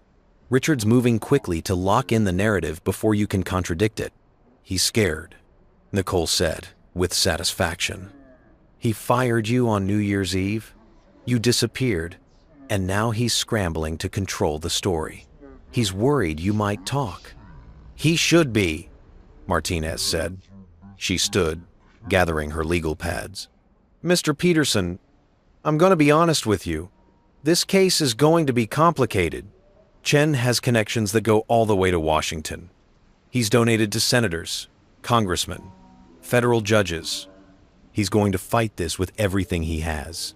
And some of those fights will happen in rooms where I have no power. But if your evidence is as solid as it appears, and if you're willing to testify, we have a real shot at bringing him down. I'm willing, I said. Then pack your things. You move to the safe house tonight. Thomas and Nicole will coordinate getting all the evidence transferred to our field office. By Monday morning, this becomes an official federal investigation into Richard Chen and Chen Industries for money laundering, fraud, corruption, and conspiracy to commit murder. Murder. The word hung in the air like smoke. Martinez handed me a card with a number on it. This is a direct line to me. The safe house will have a secure phone. You can only call approved numbers, and mine is one of them. If anything happens, if you remember something, if you get scared and want to back out, you call me. Day or night. Understood? I took the card. The paper felt thin and insubstantial, hardly enough to represent the commitment I was making. Understood. Martinez turned to Nicole. You should know the investigation will look into your mother's death. If there's evidence Richard was involved, we'll pursue it. But I can't promise we'll find enough for charges. It's been 8 years. Evidence degrades. Witnesses forget or disappear. I know, Nicole said. But at least someone will be looking. That's more than anyone's done since 2016. After Martinez and her agents left, the farmhouse felt emptier, colder. Thomas started packing up the evidence files, carefully boxing documents, creating inventories, preparing everything for transfer to the FBI. Nicole sat at her laptop, backing up files, encrypting data, making sure nothing could be lost if something went wrong. And I stood by the window, staring out at the dark fields, thinking about Sarah. My phone was in my pocket, still off, still holding 2 days' worth of messages I hadn't read. Part of me wanted to turn it on, to see what she'd said, to know if she'd worried when I didn't come home. Don't, Nicole said, reading my mind. The moment you turn that on, it pings towers, registers on networks. If Richard's looking for you, and he probably is, that phone is a beacon. I know. I just wonder if she cares. Nicole's voice was gentle. Wonder if she's worried. Wonder if maybe she regrets what happened. Something like that. Nicole saved her work and came to stand next to me at the window. In the glass, I could see both our reflections. 2 people damaged by the same man in different ways, bound together by the need for justice. My mother used to tell me that the hardest part of loving someone isn't the big betrayals, Nicole said. It's accepting that they were capable of them, that the person you loved and the person who hurt you are the same person. Not a Jekyll and Hyde situation, just one complete human being who chose to prioritize themselves over you. Sarah sat at that table and watched her father destroy me. She did. She didn't say a word in my defense. She didn't. And I keep thinking, if I'd been a better husband, if I'd worked less, if I'd paid more attention to her. Stop. Nicole's voice was sharp now. Don't do that. Don't make this about your failures. Richard is a master manipulator. He convinced his daughter that firing you was merciful, that you were unhappy, that this was for your own good. Sarah didn't defend you because Richard taught her not to see you as worth defending. That's on him and on her for listening. But it's not on you for being too dedicated to a job her father gave you. Through the window, I saw headlights turning onto the long driveway. The FBI coming back, probably, to transport me to the safe house. What if we fail? I asked quietly. What if Richard beats this like he's beaten everything else? What if I give up everything, my marriage, my career, my life, and he still walks away? Nicole was quiet for a moment. Then at least we tried. At least we stood up and said, this is wrong, and I won't let it continue. My mother didn't get that chance. Your father didn't get that chance, but we do, and that has to mean something. The headlights got closer. 2 vehicles, the FBI's black SUVs, coming to take me away from this farmhouse and into whatever came next. I'm scared, I admitted. Good, Nicole said. Fear means you understand the stakes. Fear means you're smart. Just don't let it stop you. Thomas appeared in the doorway. They're here. You ready? Was I ready? Ready to leave behind everything I'd known? Ready to testify against the man who'd killed my father? Ready to destroy my marriage, my career, my entire life in Chicago? I picked up my overnight bag, the same bag I'd grabbed on New Year's Eve, thinking I was heading to a hotel to lick my wounds. Now it was coming with me to an FBI safe house, the only possessions I'd have access to until Richard Chen was either in prison or I was dead. "Yeah," I said. "I'm ready." Outside, the winter air was sharp and clean. Stars scattered across the black sky like spilled diamonds. The FBI agents waited by their vehicles, professional and alert. Nicole followed me out onto the porch. "Hey," she said. "Thank you for doing this, for being brave enough to stand up. Thank you for finding me," I said, "for sitting down in that bus station and not letting me disappear to Indianapolis."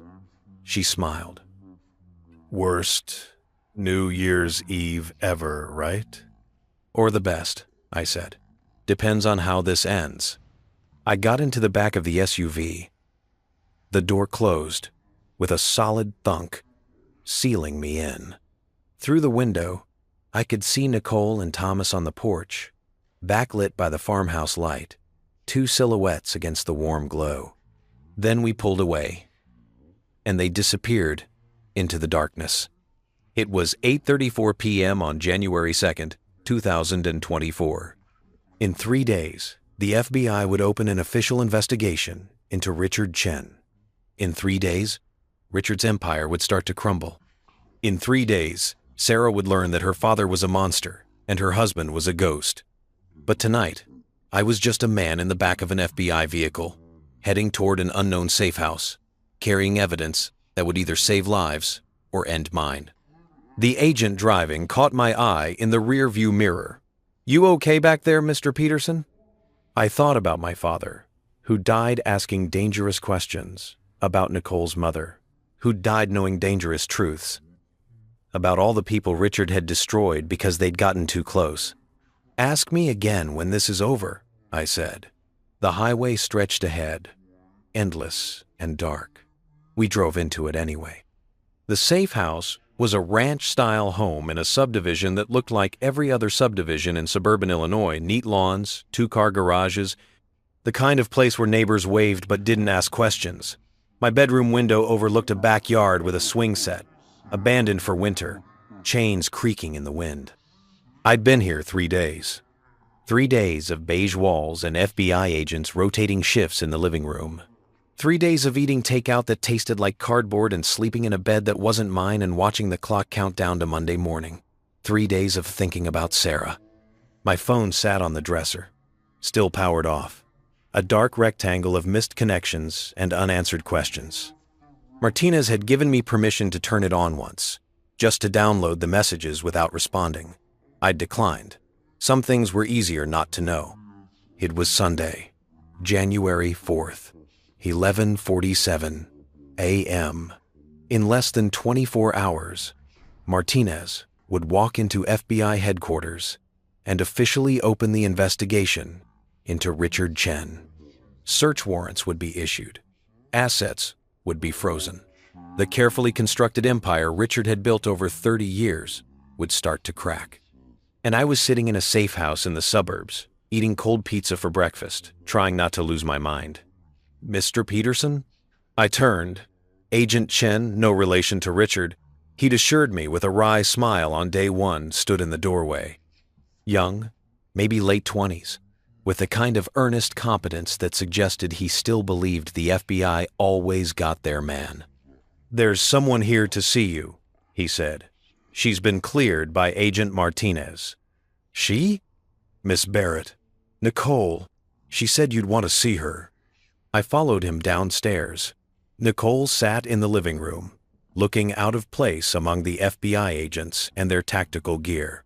She'd changed since I last saw her, dressed in business casual now, her hair styled, looking every inch the professional investigator rather than the grief-driven daughter I'd met in the bus station. "Hey," she said, standing when she saw me. "How are you holding up?" "I've had better weeks." She smiled, but it didn't reach her eyes. "Can we talk? Somewhere private?" Agent Chen led us to the kitchen, then discreetly left. Nicole pulled out a laptop and set it on the small dining table. Martinez asked me to brief you on what's been happening, she said. Figured it was better coming from me than a formal report. What's happening? Nicole opened the laptop to a news website. The headline read, Chicago businessman Richard Chen under federal investigation. My breath caught. That's not supposed to break until tomorrow. Someone leaked it, Nicole said. This morning. We don't know who yet, but the story's everywhere now. Wall Street Journal, Bloomberg, Reuters, every major outlet has picked it up. I scanned the article. It was light on details the FBI had declined to comment. Chen Industries had issued a statement denying any wrongdoing. Richard's lawyers were already calling it a politically motivated witch hunt. But the damage was done. The word investigation alone was enough to make investors nervous. Chen Industries stock dropped 18% in the first hour of trading Friday, Nicole said, pulling up a financial chart. By market close, it was down 23%. Richard lost $4 billion in paper wealth in a single day. $4 billion. The number was so large it felt abstract. But the look on Nicole's face was anything but abstract. This was what she'd been working toward for 8 years. Watching Richard bleed. How's he responding? I asked. Nicole pulled up another document, a press release from Chen Industries' public relations firm, time-stamped 6:43 a.m. this morning. Chen Industries categorically denies all allegations of wrongdoing. We are cooperating fully with federal authorities and are confident that this investigation will vindicate both our company and our CEO. These baseless accusations appear to be driven by a disgruntled former employee with a personal vendetta. We will pursue all legal remedies against those seeking to damage our reputation. Disgruntled former employee, I said flatly. That would be me. He's setting up the narrative, Nicole said, painting you as a bitter ex-employee making false accusations. It's textbook damage control. Attack the credibility of the accuser before the accusations even become public. Does he know I'm the source? He suspects. How could he not? You disappear on New Year's Eve. An FBI investigation opens 5 days later, and it's focused on exactly the areas you documented in your operational review. Richard's not stupid. He knows. I sat down heavily in one of the kitchen chairs. So what does that mean for me? It means he's going to come at you with everything he has. His lawyers will dig into every aspect of your life, every mistake you've made, every lie you've told, every corner you've cut. They'll find the worst possible interpretation of everything and use it to paint you as unreliable, vindictive, corrupt yourself. I haven't done anything corrupt. Doesn't matter. Did you ever fudge numbers on an expense report? Take a longer lunch than you were supposed to? Use company resources for personal business? Everyone has something. And Richard's lawyers are very, very good at finding it. I thought about 13 years at Chen Industries. 13 years of expense reports and timesheets and company credit cards. Had I ever crossed a line? Even accidentally? Probably. Everyone did, in small ways. The question was whether those small ways could be made to look big enough to destroy my credibility. There's something else, Nicole said, her voice quieter now. She pulled up an email on her laptop. Sarah's been trying to reach you. She contacted me yesterday through my mother's old consulting company email. I still monitor it. Said she's desperate to talk to you, that she needs to explain. The words hit harder than I expected. What did you tell her? Does. Nothing. I didn't respond. Martinez said no contact with anyone from your old life, and that includes Sarah. But I thought you should know. She's looking for you. I stared at the email preview on Nicole's screen. I could see the first few lines. Nicole, I know we've never met, but I'm desperate. Daniel's disappeared, and I'm terrified something's happened to him. If you know where he is, please tell him to contact me. Please. I need to explain about New Year's Eve. He doesn't understand what really happened. My father. The preview cut off there. Do you want to know what the rest says? Nicole asked. Did I? Part of me was screaming, yes, read it, know what she's thinking, understand what she wants to explain. But another part, the part that was learning to survive in this new reality, knew that reading that email would only make things harder. No, I said. Not now. Maybe not ever. Nicole closed the laptop. For what it's worth, I think she's genuinely scared. Whether she's scared for you or scared of what you might say, I can't tell. But the emotion seems real. Everything with Sarah always seemed real, I said. That was the problem. I never questioned whether she loved me, because I couldn't imagine her faking it. But love isn't enough. When someone makes you choose between them and your father, Sarah chose. Now she gets to live with that choice. We sat in silence for a moment. Through the kitchen window, I could see Agent Kowalski in the backyard, pacing while he talked on his phone. The swing set creaked in the wind.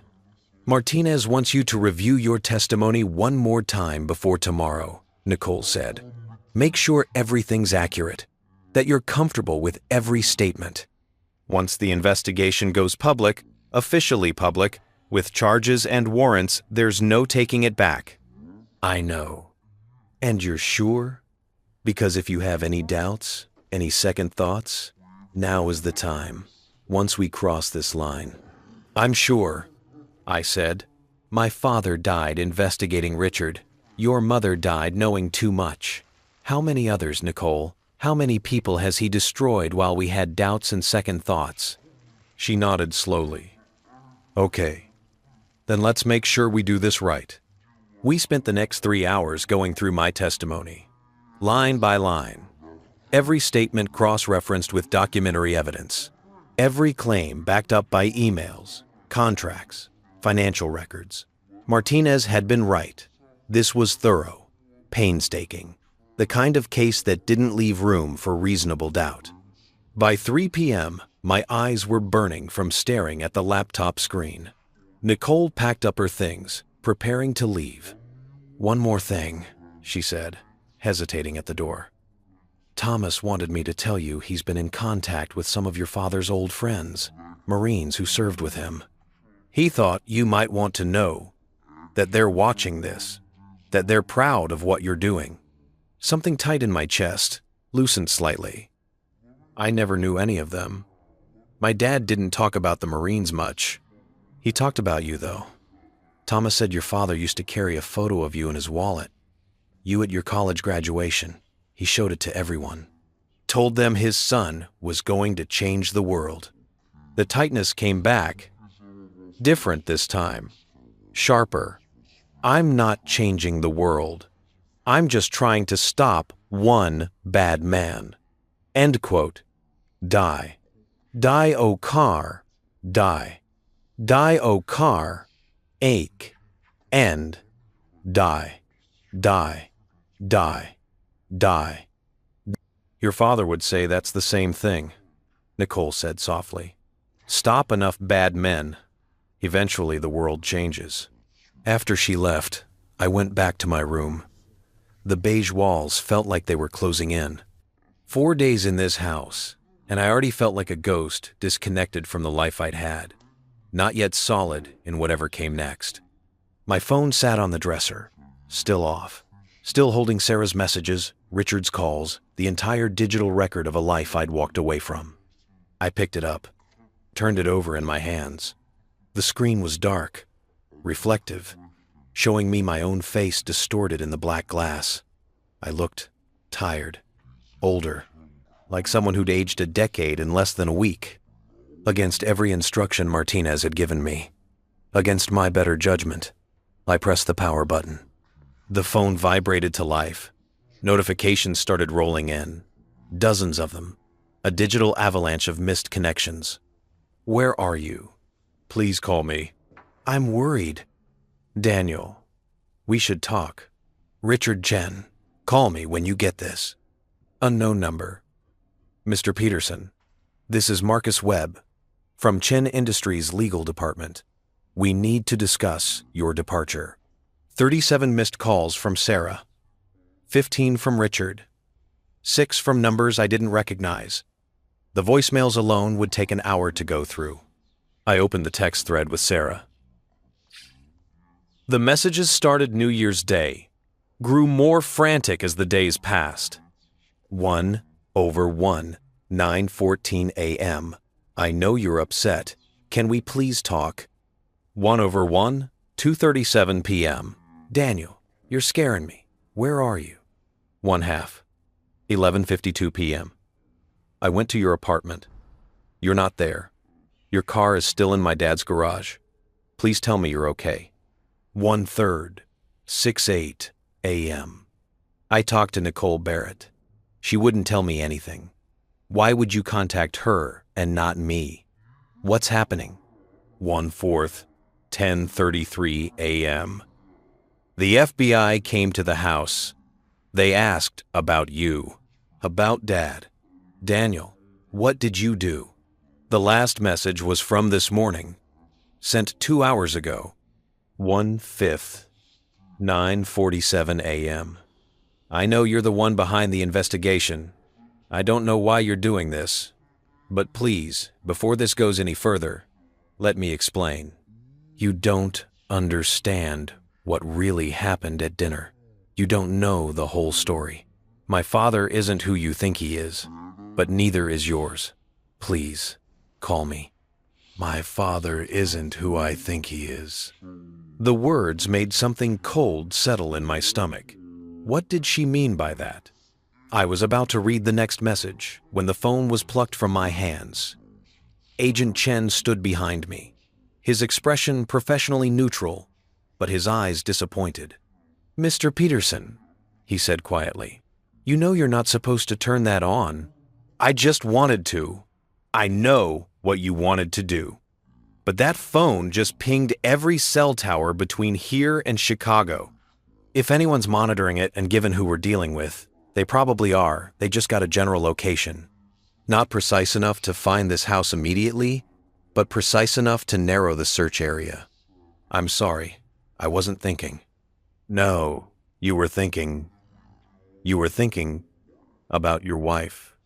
He powered the phone off and slipped it into his pocket. I'll give this to Agent Martinez. She'll decide if you get it back. He left me alone in the room. I sat on the edge of the bed, my head in my hands, trying not to think about Sarah's last message. My father isn't who you think he is, but neither is yours. What did that mean? Outside, the winter sun was setting. Long shadows stretched across the backyard. The swing set stood empty and still. Somewhere in Chicago, Richard Chen was mobilizing lawyers and calling in favors and preparing to fight the investigation with everything he had. And somewhere else in Chicago, Sarah was desperately trying to reach me, to explain something I didn't understand about my father. My father, who died, investigating Richard Chen. My father, who'd been killed by scaffolding that was professionally sabotaged. My father, who, according to Thomas, had gotten too close to something Richard couldn't afford to have exposed. What if there was more to that story? What if Sarah knew something I didn't? I stood and went to the door. Agent Chen was in the hallway. I need to call Agent Martinez, I said. She'll be here tomorrow morning before the investigation goes public. Now, I said. I need to call her now. Something's wrong. Sarah said something in her message that I need to talk to Martinez. Agent Chen studied my face, then nodded. I'll call her. 20 minutes later, my phone, now in Martinez's possession, was on speaker in the kitchen. Martinez's voice came through, tired but alert. Mr. Peterson, Agent Chen says you have concerns about one of your wife's messages? She said something about my father, that he isn't who I think he is. What does that mean? Martinez was quiet for a moment. I don't know. Could be a manipulation tactic. Richard's lawyers could have told Sarah to plant doubt, make you question the narrative we've built. Or it could be real information. What if there's something about my father's investigation that we don't know? What if Sarah knows something that changes things? Then she can tell the FBI during her interview, Martinez said firmly. We're bringing her in for questioning Tuesday morning. If she has information, she'll have the opportunity to share it under oath. But you don't get to contact her. You don't get to warn her or ask her what she meant.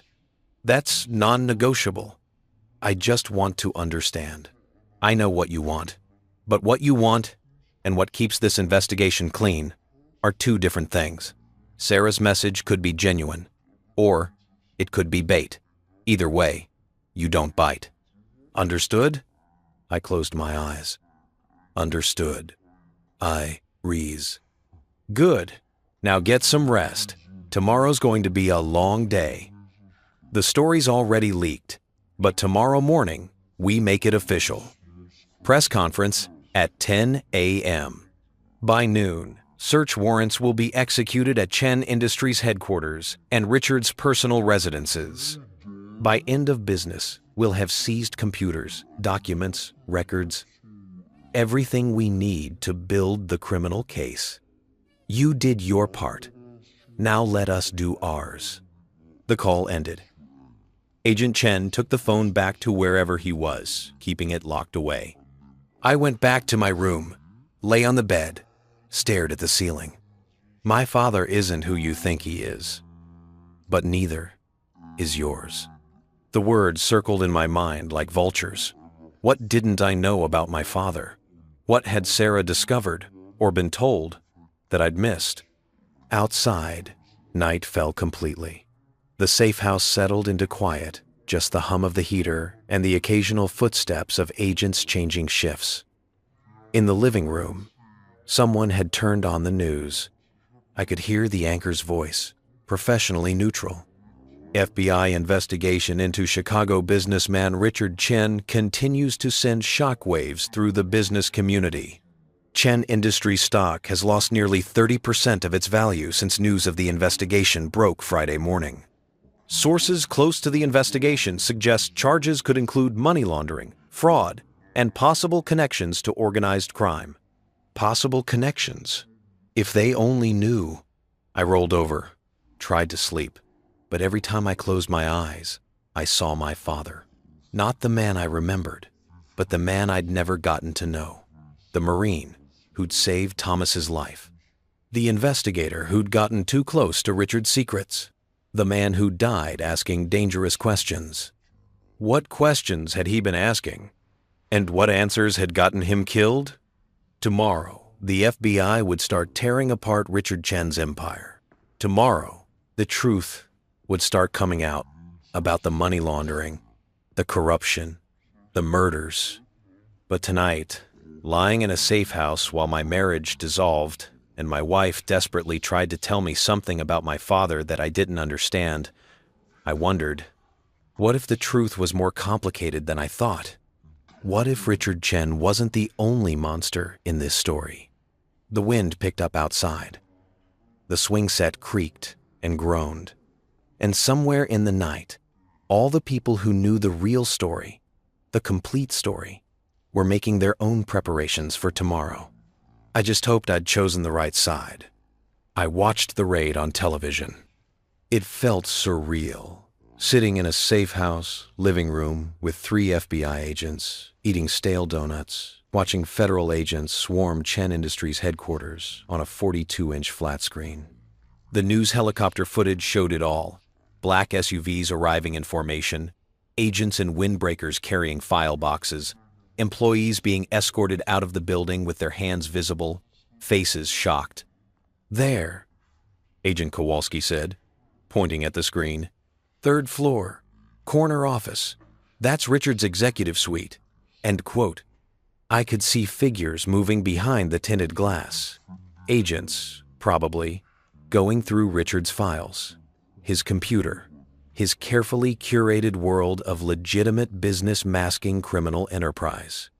Somewhere in that building was my old office, my desk, the ergonomic chair I'd spent thousands of hours in while I built the evidence that was now being used to destroy the man I'd called mentor. The news anchor's voice provided commentary. This is an unprecedented move by federal authorities. Sources say the investigation focuses on money laundering, fraud, and possible corruption charges going back decades. Richard Chen's attorney issued a statement this morning, calling the raid an outrageous overreach and promising to fight these charges vigorously. My phone, still in Martinez's possession, had been buzzing constantly since 6 a.m. Sarah, probably. Richard's lawyers, definitely. Maybe reporters who'd somehow gotten my number. The digital ghost of my old life, still trying to reach me even though I'd moved beyond its reach. Martinez had promised to come by after the raids were complete. She'd been leading the operation personally her moment, after 5 years of trying to build this case. I imagined her walking through Chen Industries with search warrants in hand, finally able to demand the answers she'd been denied for so long. It was 11:47 a.m. when she finally arrived. She looked exhausted but satisfied, the kind of tired that comes from accomplishment rather than defeat. She carried a briefcase and a file folder, both bulging with documents. "Mr. Peterson," she said, settling into the armchair across from me. The TV was still on, still showing footage of the raid, but she ignored it. "We need to talk." Something in her tone made my stomach clench. "What happened?" "The raids went well. We seized over 10,000 documents, 47 computers, multiple phones, and several safes that we're currently working to open. Based on a preliminary review, everything you documented appears accurate. Richard Chen is going to have a very difficult time explaining the financial irregularities we've found." "That's good news." "It is." She paused. "But there's something else. Something we found in Richard's personal safe at his penthouse. Something that complicates the narrative." She opened the file folder and pulled out a photograph. It showed 2 men in military uniforms standing in front of what looked like a military vehicle. The photo was old, faded, from the 1,980 seconds based on the style and quality. One of the men was Richard Chen, much younger, lean and hard-looking. The other was my father. I stared at the photograph. "I don't understand. My father never mentioned knowing Richard before." "They served together," Martinez said quietly. 1,983 to 1,984. Same unit, same base, same deployment. According to military records we pulled this morning, James Peterson and Richard Chen were stationed at Fort Bragg together. They weren't just acquaintances, Daniel. They were friends. The room tilted. "That's not possible. My father worked construction for Richard, but he never said, he never mentioned." Martinez pulled out another document, a letter, handwritten, dated March 1996. I recognized my father's handwriting immediately. "Richard, I know what you did to Kozlov. I know what you're planning with the import business. I want to give you a chance to make this right before I go to the authorities. We were brothers once. That has to mean something. Meet me. Let's talk about this like the men we used to be." "Jim." The letter shook in my hands. My father had known about Kozlov, known about the money laundering, and he'd written to Richard about it, offered him a chance to come clean. "There's more," Martinez said. She pulled out a second letter, this one from Richard to my father, dated April 1996. "Jim, you don't know what you're asking. The things I've done, the commitments I've made, I can't just walk away. These aren't people who accept resignations. I'm begging you, as your brother, as someone who once saved your life in Grenada, let this go. Take your family and move somewhere far from California. Start over. I'll make sure you have the resources to do it right. Don't make me choose between your safety and my survival. Rick."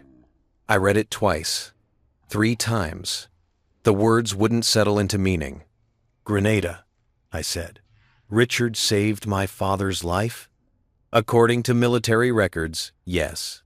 October 1983. Their unit came under fire during the invasion. Richard pulled your father out of a combat zone while wounded himself. He received a commendation for it. Your father recommended him for a Silver Star. Martinez laid out more documents, military records, discharge papers, and then, devastatingly, a third letter. My father's response to Richard, dated May 1996. Rick, I can't let this go. You know I can't. What you're doing is wrong, and it's going to hurt innocent people. The fact that you saved my life once doesn't give you permission to destroy others. I'm going to the FBI. I'm telling them everything I know. I'm sorry it has to be this way, but you made your choices. Now I have to make mine. I hope someday you'll understand. Jim. Your father did go to the FBI, Martinez said. We found the records this morning. He filed a report in June 1996 alleging that Richard Chen was involved in money laundering and had connections to organized crime. The case was investigated and closed due to insufficient evidence. 2 months later, your father moved to Illinois and started Peterson Construction Services. And 17 years after that, he died at one of Richard's construction sites. I finished. Yes. I set the letters down carefully, as if they might explode. So my father did know Richard. They were friends, brothers. And my father tried to turn him in, failed, and moved across the country. And then what? He forgot about it? Just went on with his life?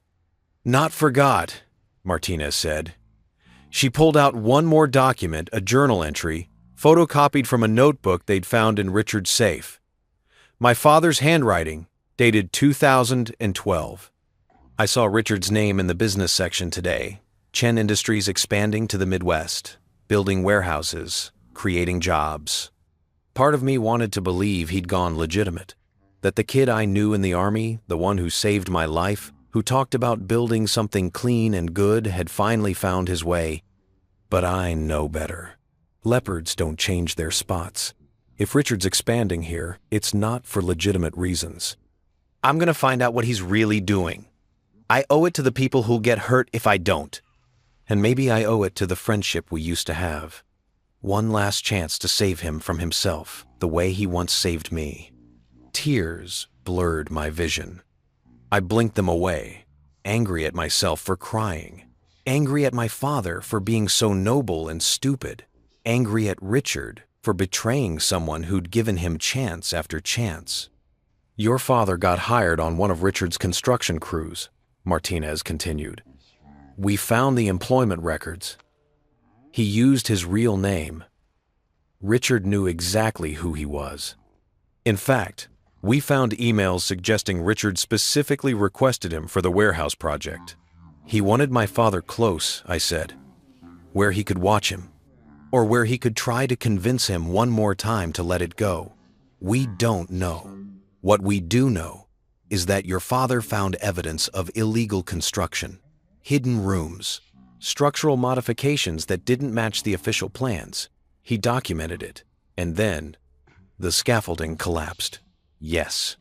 I stood up, needing to move, needing to do something other than sit still, while my understanding of everything shattered and reformed into something darker and more complicated. So my father wasn't just some random construction worker who got in Richard's way. I said, he was Richard's friend, his brother, someone who saved his life, and Richard killed him anyway. It appears that way, though proving Richard personally ordered the sabotage is still difficult. The safety inspector who found evidence of tampering died last year, lung cancer. We can't compel testimony from a dead man. I turned to face Martinez. But you can use these letters, these documents. They establish a pattern of behavior. They show Richard knew my father was investigating him, that he'd tried to scare him off before, that he had motive. We can use them. Martinez agreed. And we will. But Daniel, you need to understand what this means for your testimony. Richard's lawyers are going to use this. They're going to say your father wasn't an innocent victim. They're going to say he was harassing Richard for decades, making false accusations that the FBI investigated in 1996 and found nothing. They're going to paint your father as obsessed, paranoid, someone with a grudge who couldn't let go. That's not what happened. I know that. You know that. But a jury? They're going to hear that your father accused Richard of crimes in 1996. The FBI found no evidence, and your father kept investigating anyway. They're going to hear that Richard tried to help him, offered him money to start over, gave him a job years later, tried to maintain their friendship despite your father's accusations. And they're going to wonder if maybe your father's death really was just an accident. A tragic end to a man who couldn't accept that his old friend had gone straight. I sank back into the chair. You're saying this hurts our case. I'm saying it complicates it. The narrative was clean before ruthless businessman disposes of inconvenient witness. Now it's former friends, military brothers, complicated history of accusations and investigations that went nowhere. Richard's lawyers will use every bit of it to create reasonable doubt. Through the window, I could see Agent Chen pacing in the backyard, phone to his ear. On the TV, the news had moved on to other stories, but the ticker at the bottom still read, Breaking. FBI raids Chen Industries headquarters investigation ongoing. Sarah knew, I said quietly. That's what she was trying to tell me, that my father and Richard had history, that the story was more complicated than I understood. Martinez nodded. We'll be interviewing her tomorrow. She may have more information. Things Richard told her. Documents she's seen. But Daniel, you need to be prepared for the possibility that some of that information makes this harder, not easier. I don't care how hard it is, I said. Richard killed my father. Whether they were friends or enemies or something in between, he killed him. And he's killed others. And he needs to pay for that. I agree. But justice and vengeance aren't always the same thing. You need to make sure you know which one you're pursuing. The words hung in the air. Justice or vengeance? Was there a difference? My father had pursued justice, gone to the FBI, followed the rules, tried to do things the right way, and it had gotten him killed. Maybe vengeance was the only justice that actually worked. Martinez's phone buzzed. She checked it, frowned. I need to go. We've got Richard's lawyers filing motions already trying to get the search warrants thrown out, claiming procedural violations. It's going to be a long week. What about the charges? When will those be filed? Soon. We need to finish processing everything we seized today, compile the evidence, present it to a grand jury. Probably 2 weeks, maybe 3. In the meantime, you stay here. Stay safe, and think about what I said about justice versus vengeance. After she left, I sat alone in the living room. Agent Chen had come back inside, was making coffee in the kitchen. The TV droned on, background noise to my thoughts. I pulled out the photocopies Martinez had left with me. My father's letters, his journal entries, evidence of a friendship that had curdled into investigation, into obsession, into tragedy. One last chance to save him from himself, the way he once saved me. My father had believed in redemption, believed that the kid Richard had been the one who'd saved his life in Grenada, was still in there somewhere, capable of choosing right over wrong. My father had been wrong. Or had he? What if Richard had struggled with it? What if those letters showed genuine conflict, genuine regret? What if Richard had tried to protect my father by offering him money to leave, tried to keep him safe by giving him a job where Richard could watch over him? What if Richard had loved my father, in his own twisted way, and killed him anyway because that's what survival required? I didn't know which possibility was worse. My phone, still in Martinez's possession, was probably full of messages from Sarah by now. Desperate attempts to explain, to tell me the complicated truth about our father's relationship, to make me understand that the simple narrative of good versus evil wasn't accurate. But I didn't need Sarah to tell me the story was complicated. I'd seen the letters. I knew my father had given Richard multiple chances. I knew Richard had tried, in his own way, to protect my father. and none of it mattered. Because at the end of the day, my father was dead, killed by sabotage scaffolding at a construction site owned by a man who'd once saved his life, a man who'd begged him to let it go, a man who'd chosen his criminal empire over their friendship. Richard Chen had made his choice. Now I was making mine. The sun was setting outside. Through the window, I could see neighbors coming home from work, kids playing in yards, normal life continuing for people who didn't know that 3 miles away, FBI agents were dismantling a criminal organization built on decades of murder and corruption. My father had tried to do this the right way. Files, official reports, trusted the system, believed in justice. And the system had failed him. I wouldn't make the same mistake. If the FBI couldn't get Richard on my father's murder, if the safety inspector was dead and the evidence was circumstantial and Richard's lawyers could create enough doubt to avoid conviction, then I'd make sure he went down for everything else.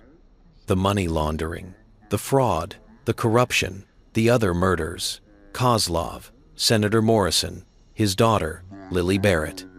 Somewhere in the thousands of documents the FBI had seized today was enough evidence to bury Richard Chen for the rest of his life.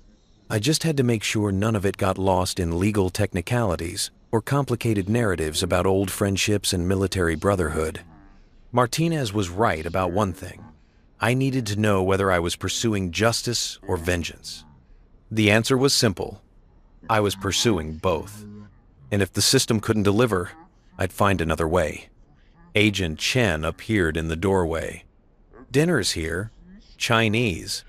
Figured you could use some comfort food." I almost laughed. "Chinese food? Of course." "Thanks," I said. "I'll be there in a minute." He left. I gathered up the letters, the journal entries, the photograph of my father and Richard in their uniforms, young and whole, and not yet destroyed by the choices they'd make. 2 men who'd saved each other's lives. 2 men who'd ended up on opposite sides of right and wrong. 2 men whose story had somehow become mine to finish. I folded the documents carefully and placed them in the folder Martinez had left. Tomorrow, Sarah would be interviewed. Tomorrow, more of the story would come out. Tomorrow, I'd learn more about the complicated truth of my father's relationship with Richard Chen. But tonight, I knew enough. I knew my father had tried to save Richard. I knew Richard had killed him anyway. And I knew that whatever happened next, I wouldn't stop until Richard Chen paid for every person he'd destroyed in building his empire. Starting with my father, ending with Richard himself. Martinez called at 7:23 a.m. "She's here," she said without preamble. "Sarah arrived 30 minutes ago with her lawyer. We're about to start the interview. I thought you should know." I'd been awake for hours, watching the sunrise paint the safe house walls from beige to gold to that flat institutional white that suggested government budgets and functional minimalism. 4 days in this house, and I still couldn't sleep past 5 a.m. "Is there audio?" I asked. "Video? Can I? Video? Can I? No. This is a formal FBI interview, not a reality show. But I'll brief you afterward. I thought you'd want to know what's happening." "What's she like? How does she seem?" Martinez was quiet for a moment. Scared. Exhausted. Like someone who's had her entire world turned inside out in less than a week. Her lawyer is Marcus Webb Chen, industry's head legal counsel. Make of that what you will. Marcus Webb, the same lawyer who'd left me voicemails, who'd been crafting Richard's defense strategy, who was paid by Richard to protect Richard's interests, and he was representing Sarah. "So she's still on his side," I said. "Or she doesn't know any other lawyers, or her father insisted, or she genuinely believes he's innocent. People are complicated, Mr. Peterson. Try to remember that." She hung up. I sat in the kitchen with cold coffee and the morning news showing Chen Industries stock continuing its freefall down another 15% overnight as investors fled anything connected to Richard Chen. The financial analysts on CNBC were calling it The fastest wealth destruction in corporate history. $4 billion gone in a week. But money wasn't justice. And Richard still had enough left to fight this for years. Agent Chen found me at 9 a.m., still sitting at the kitchen table, still watching the news cycle through the same footage of FBI raids and shocked employees and Richard's lawyers promising vigorous defense. "You should eat something," he said. "Not hungry." "Yeah, well, you've said that for 3 days straight. Agent Martinez says you've lost weight. Can't have our star witness collapsing from malnutrition." He made eggs anyway. I ate them mechanically, tasting nothing, thinking about Sarah sitting in an FBI interview room with Richard's lawyer whispering in her ear, telling her what to say, what not to say, how to protect her father while maintaining plausible deniability. Or maybe I was being unfair. Maybe Sarah had demanded answers from Richard, had discovered the truth about what he really was, had come to the FBI voluntarily to tell them everything. Maybe, but I doubted it. The call came at 2:47 p.m. "It's done," Martinez said. She sounded tired. 4 hours. "We're processing the recording now, but I wanted to give you the highlights." "Tell me." Sarah confirmed most of what we already knew. "Yes, Richard asked her to support the decision to terminate you." "Yes, they'd been discussing it for months." "Yes, Brandon Mitchell was brought in specifically to restructure the operational systems you documented." She claims she didn't know why, just that her father said the company needed fresh thinking and that you were burned out. "Did she know about the money laundering? The fraud?" She says no. Says she's worked in the marketing division for the past 5 years. Had no access to operational or financial systems. Says her father kept business and family separate, that she knew Chen Industries was successful, but not how it made its money. "Do you believe her?" Martinez paused. "Honestly, I think she's telling the truth about not knowing the details. But I also think she made a choice not to look too closely. Richard Chen's daughter has lived a very comfortable life. Sometimes it's easier not to ask where the comfort comes from. I thought about our apartment, the penthouse views, the car Richard had given us as a wedding present, the vacation homes in Aspen and the Hamptons that we used twice a year. Sarah's trust fund that meant she never had to worry about money, never had to make the kind of compromises normal people made." "What about my father?" I asked. "What did she say about the history between Richard and my dad?" "She knew about it. Richard told her years ago. Said he'd served with your father, that they'd been friends, that they'd had a falling out over business disagreements. Said your father had made accusations that were investigated and disproven. Said it was a source of great pain for him, losing a friend that way." "Did he tell her he killed him?" "Of course not. But here's where it gets interesting. Sarah said that when you submitted your operational review last summer, Richard became anxious. Started making comments about history repeating itself.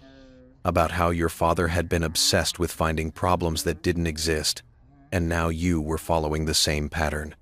My hand tightened on the phone. He compared me to my father. Multiple times, according to Sarah.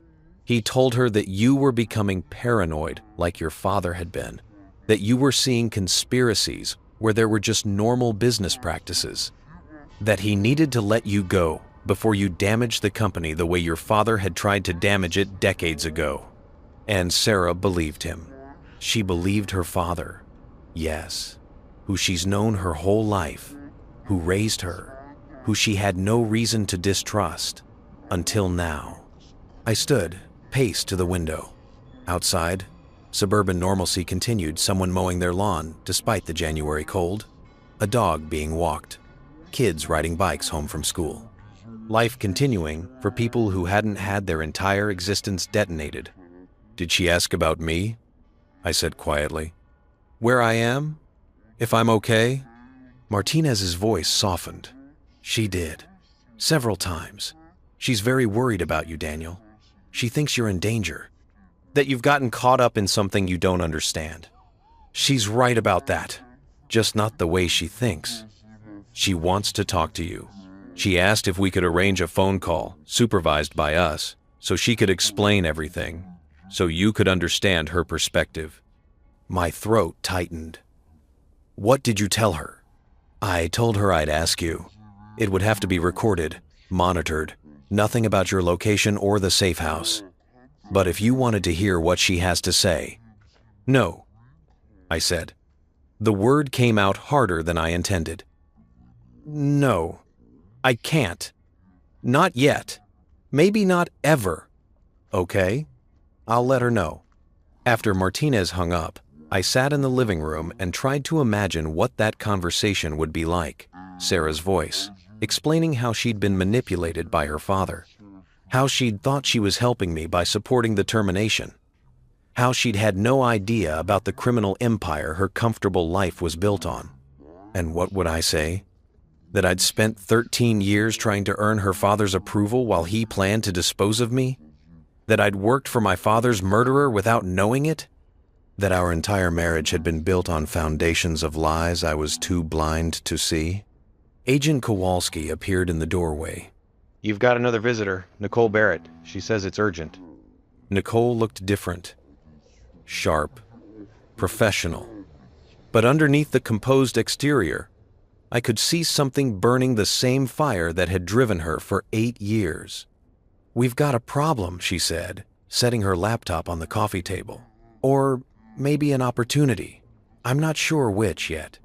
She pulled up an email and turned the screen toward me. It was from an address I didn't recognize, sent to Nicole's mother's old consulting company email. Miss Barrett, my name is Dr. James Kowalski. I was Richard Chen's personal physician from 2008 to 2022. I'm reaching out because I believe you're investigating Mr. Chen and I have information that might be relevant.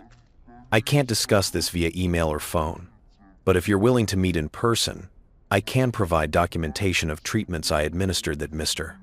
Chen specifically instructed me never to record in official medical files. I'm dying. Pancreatic cancer, stage 4.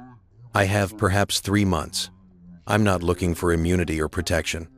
I just want someone to know the truth before I'm gone. Please contact me at the number below if you're interested. J.K. I read it twice. Treatments he didn't record officially. What kind of treatments? That's what I need to find out. I've run background on Dr. Kowalski. He's legitimate.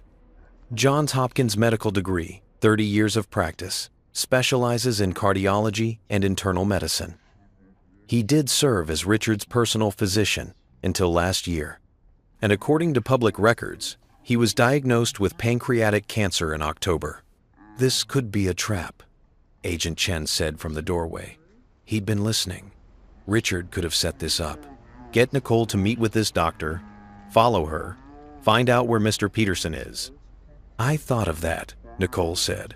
But Martinez already checked him out. She called him this morning.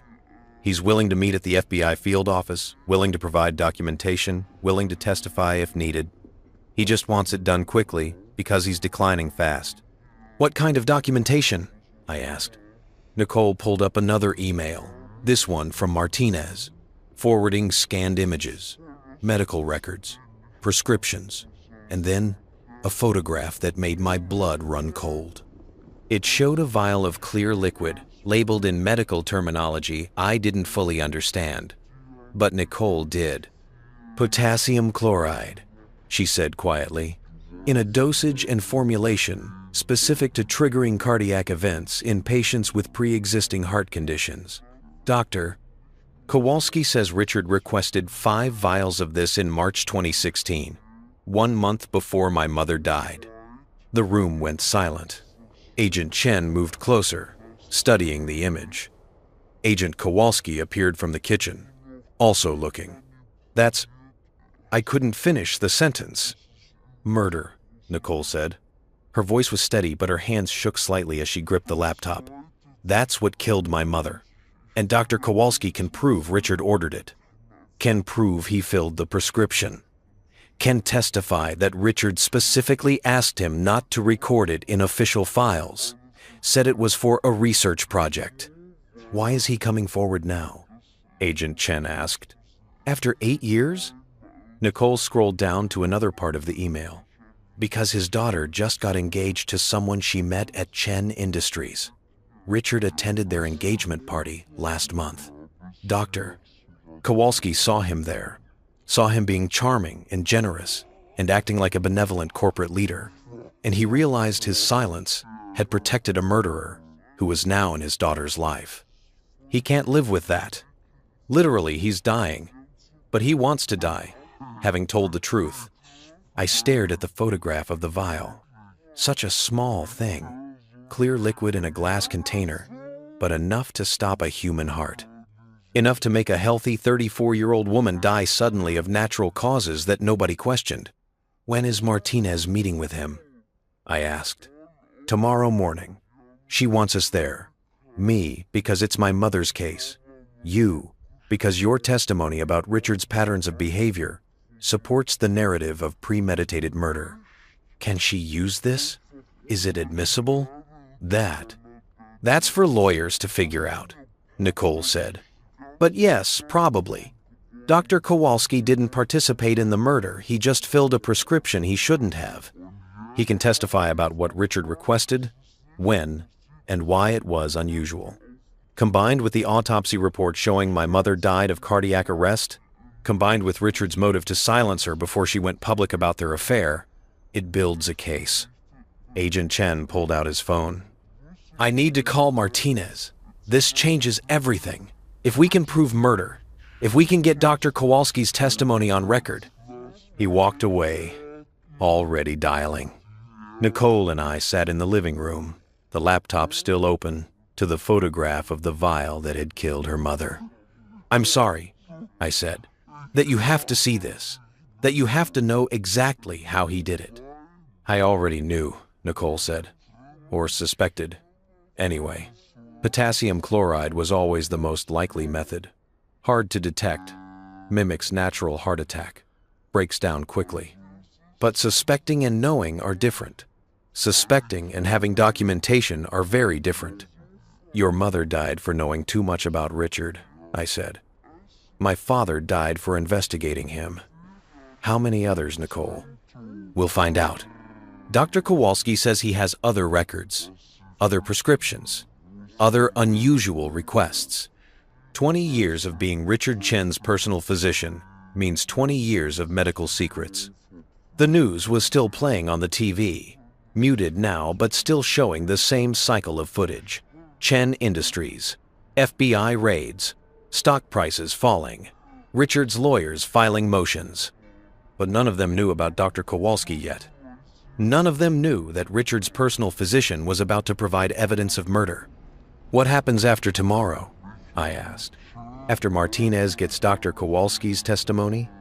She files murder charges, not just fraud and money laundering, actual murder. And suddenly, Richard's lawyers can't dismiss this as white-collar crime. Suddenly, he's not a businessman who cut corners. He's a killer who's been getting away with it for decades.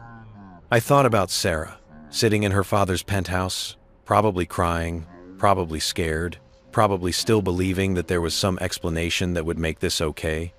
That her father was flawed, but not evil. That the FBI was wrong. The evidence was circumstantial. The charges were overblown. Wait until she learned her father had murdered people. Wait until she learned that the vial of potassium chloride had been ordered specifically to kill Nicole's mother. Wait until she understood that the man who'd walked her down the aisle, who'd held her when she cried, who'd paid for her wedding and her trust fund and her comfortable life, was a murderer. I should call her, I said. Sarah, I should warn her before this comes out. Nicole looked at me for a long moment. Why? Why? Because she's my wife. Because she deserves to know what's coming. Because you still love her, Nicole finished. Even after everything, even knowing she chose him over you, you still want to protect her. I couldn't deny it. Despite everything, the betrayal, the relief in her eyes when Richard fired me, the dinner table where she'd sat silent while her father destroyed me, I still felt something for Sarah. Love, maybe, or the ghost of it. or just the memory of who we'd been before Richard's empire swallowed us both. Love's not enough, Nicole said quietly. My mother loved Richard. Your father tried to save him because they'd been brothers. Sarah loved you and still chose her father. Love doesn't fix this. It doesn't change what Richard is or what he's done. I know. Do you? Because I see you sitting here, wanting to warn Sarah, wanting to protect her from the consequences of her father's actions. And I understand that impulse. But you need to understand something. Sarah's comfort, her peace of mind, her ability to keep believing in her father, all of that was built on my mother's grave, on your father's grave, on everyone Richard destroyed to maintain his empire. The words hit like a physical blow, because they were true. Sarah's trust fund came from money Richard laundered. Sarah's education came from profits Richard made through fraud. Sarah's entire life, the life I'd tried so hard to be worthy of, was built on foundations of murder and corruption. And warning her about Dr. Kowalski's testimony wouldn't change that. It would just give Richard's lawyers advance notice. Time to prepare. Time to discredit the doctor before he could testify. You're right, I said. I won't call her. Nicole nodded. Good. Because tomorrow, we make sure Richard can't hurt anyone else. Tomorrow, Dr. Kowalski tells the truth. And tomorrow, your wife learns who her father really is. She closed the laptop and stood. I should go. Martinez wants me to review my mother's medical records before the meeting tomorrow. Make sure I understand the timeline, the symptoms, everything that lines up with potassium chloride poisoning. Nicole, I said, and she turned. When this is over, when Richard's convicted and sentenced and everything, what will you do? She smiled sadly. I don't know. I've spent 8 years of my life on this. 8 years of investigation and documentation and waiting for the right moment.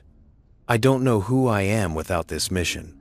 You're someone whose mother would be proud, I said. Her eyes filled with tears. She blinked them away quickly, maintaining the composure that had carried her through 8 years of grief and rage. Thank you, she said. That means more than you know. After she left, I sat alone in the living room. The sun was setting again. Another day in the safe house. Another day of waiting while the investigation ground forward. But tomorrow would be different. Tomorrow, Dr. Kowalski would testify. Tomorrow, the case against Richard Chen would shift from white-collar crime to murder. Tomorrow, Sarah would learn the truth. And somewhere in Chicago, Richard Chen was having dinner, probably still confident that his lawyers could handle this, that his money and connections would protect him, that he'd survived investigations before and would survive this one too. He had no idea what was coming. Dr. Kowalski's testimony. Evidence of premeditated murder. The final piece of the puzzle that would destroy him. I picked up the folder of my father's letters that Martinez had left with me. Read them again for the 10th or 20th time. One last chance to save him from himself. My father had failed to save Richard, but maybe he'd succeeded in giving me the tools to stop him. The evidence I'd collected, the testimony I'd provide, the operational review that documented everything. Tomorrow, that evidence would be joined by proof of murder. And Richard Chen's empire, built on 30 years of crime and corruption and death, would finally fall. Dr. James Kowalski looked like a man who'd already died and was just waiting for his body to catch up with the fact. He sat across from Martinez in the FBI field office interview room, his suit hanging loose on a frame that had probably been robust once. His skin had that grayish pallor of the terminally ill, but his eyes were clear, determined. The eyes of a man who'd made peace with his mortality and decided to spend his remaining days fixing his mistakes. I watched through the one-way glass, Nicole beside me, both of us silent as Martinez began the interview. Dr. Kowalski, thank you for coming in. I know this isn't easy. Nothing about the last 14 years has been easy, Agent Martinez. His voice was raspy but steady. I should have come forward when it happened, but I was a coward. And now I'm dying, and I'd like to die having told at least one truth. Martinez opened a file folder. Tell me about March 2016. About Richard Chen's request. Kowalski took a breath. That seemed to hurt. Richard had been my patient for 8 years by then. Routine physicals, minor ailments, nothing unusual. But in March 2016, he came to my office with an unusual request. He said he was working on a research project, medical ethics, end-of-life care, something academic. He wanted to understand various substances that could cause cardiac arrest. Specifically, he wanted to know about potassium chloride. What did you tell him? I explained that potassium chloride in high doses can trigger fatal arrhythmia, that it's sometimes used in lethal injection protocols, that in someone with a pre-existing heart condition, even a smaller dose could be catastrophic, and that it's virtually undetectable post-mortem unless you're specifically looking for it within a very narrow time window. Nicole's hand found mine. I squeezed it. And then what happened? Martinez asked. He asked if I could provide him with pharmaceutical-grade potassium chloride. Said it was for his research. I should have said no. Should have asked more questions. But Richard Chen was one of my most prominent clients. He paid well, referred other wealthy patients. And he had a way of making you feel like refusing him meant you were being unreasonable. So you provided it. 5 vials. Enough to kill several people if administered correctly. I documented it in my personal records, but kept it out of Richard's official medical file at his request. He said he didn't want his insurance company asking questions about unusual prescriptions. Martinez pulled out a photograph. Even through the glass, I could see it clearly. A young woman with dark hair and Nicole's eyes. Do you recognize this woman? Kowalski's face crumpled. Yes. I saw her photograph in the newspaper. Lily Barrett. Died of cardiac arrest in April 2016. 1 month after I gave Richard the potassium chloride. Did you suspect? Of course I suspected. Kowalski's composure broke. A healthy 34-year-old woman with a manageable heart condition dies suddenly of cardiac arrest weeks after I provide her former lover with the exact substance that could cause that? I'm not stupid, Agent Martinez. I knew what I'd done. I knew what Richard had done. And I did nothing. Why? Fear, guilt, self-preservation. All the reasons cowards stay silent. He wiped his eyes with a shaking hand. I told myself I had no proof, that it could have been coincidence. That if I came forward, Richard's lawyers would destroy me. I had a practice, a reputation, a daughter who was proud of me, and I let a murderer go free to protect all of that. What changed? Martinez asked gently. I'm dying. Pancreatic cancer, stage 4. Maybe 3 months left if I'm lucky.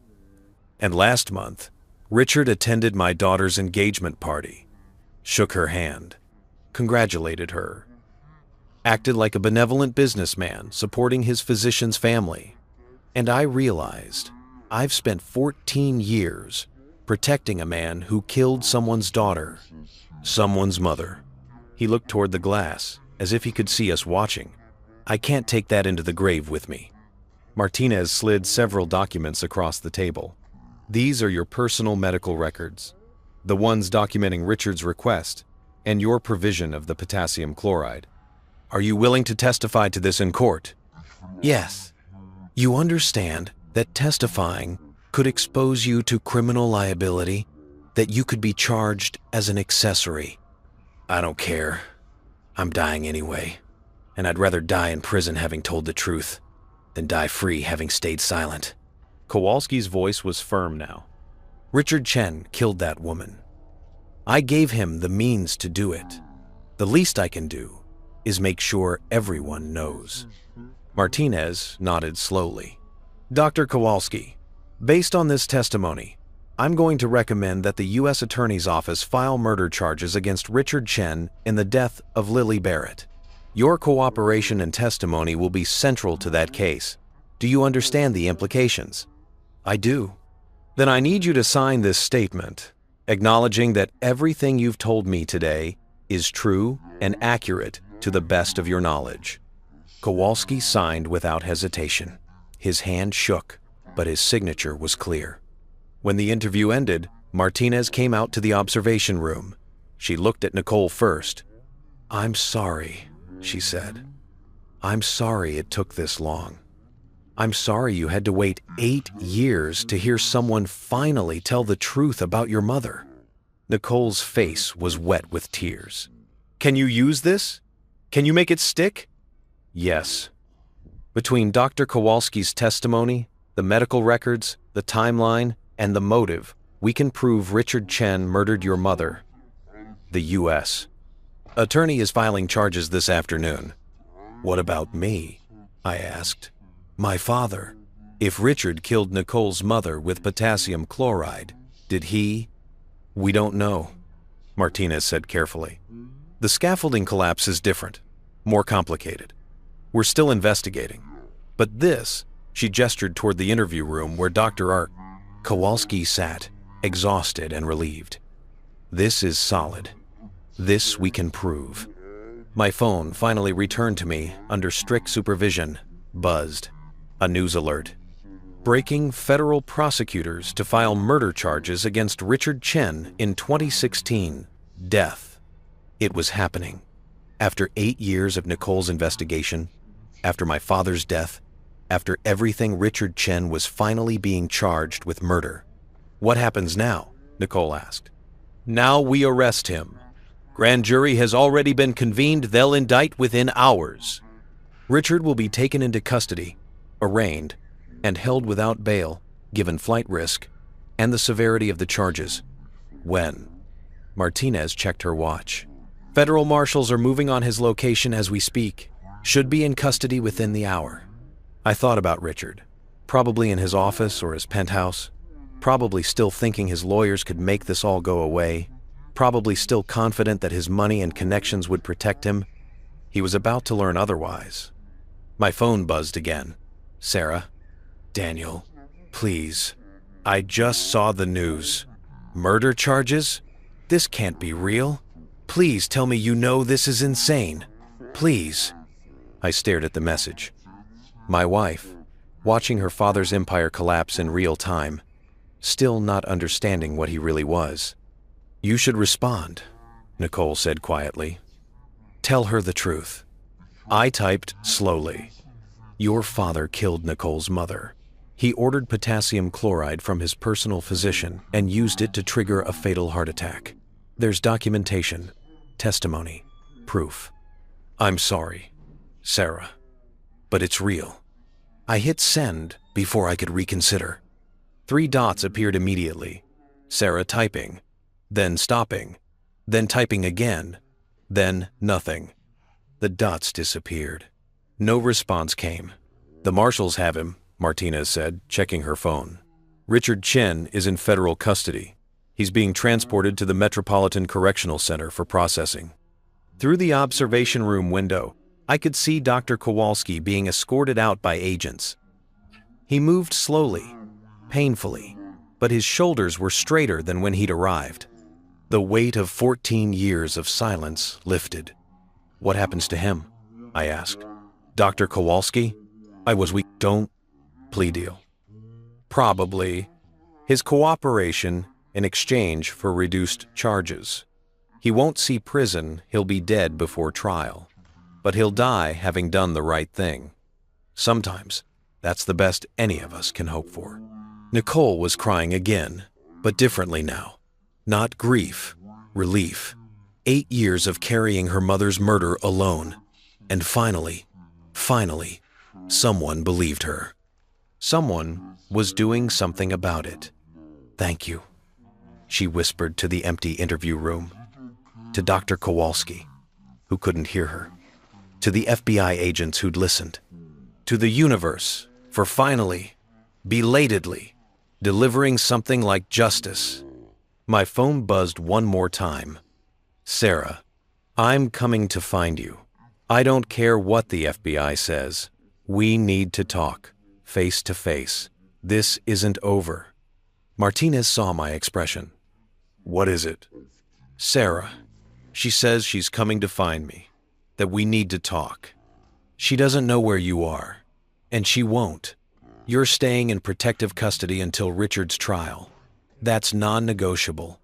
But something in Sarah's message made me uneasy. The certainty, the determination. Sarah had her father's intelligence, his resourcefulness, his unwillingness to accept defeat. And unlike Richard, she still thought I was someone worth saving. That made her dangerous in a completely different way. Outside the FBI field office, the Chicago afternoon stretched cold and bright. Somewhere in the city, federal marshals were processing Richard Chen into the system.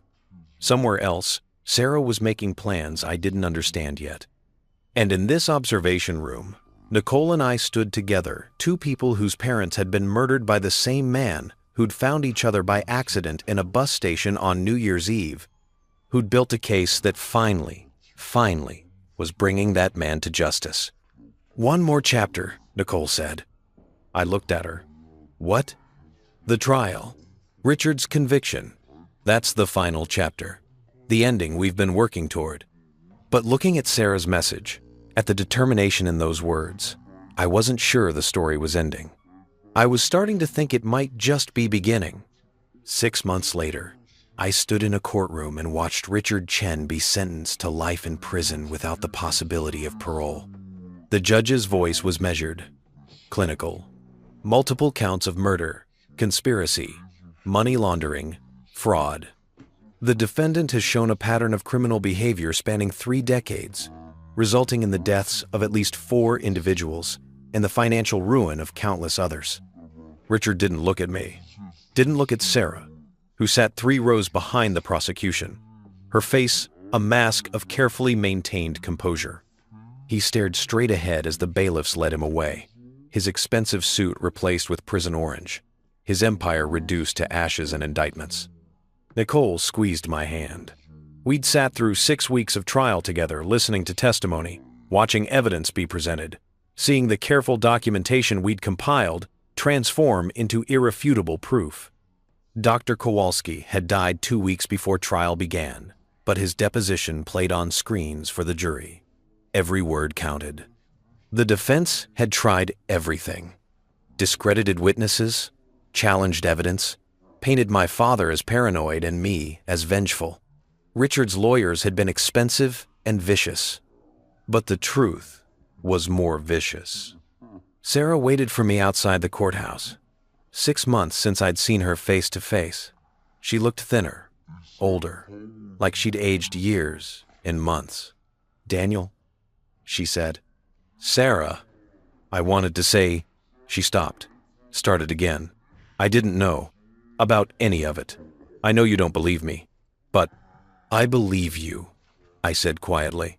I believe you loved your father and trusted him, and never looked closely enough to see what he really was. I believe you thought firing me was mercy. I believe all of it. Her eyes filled with tears. Then why? Because belief isn't forgiveness. Because your father killed mine, killed Nicole's mother, killed people who deserved better, and you chose him over the truth until you had no choice left. I chose wrong, she whispered. I know that now. I know you do. We stood in the summer sunlight. 2 people who'd loved each other in another life, in another version of this story where fathers weren't monsters and marriages weren't casualties of truth. I filed for divorce, Sarah said. The papers should reach you soon. Okay, I'm sorry. For everything. Me too.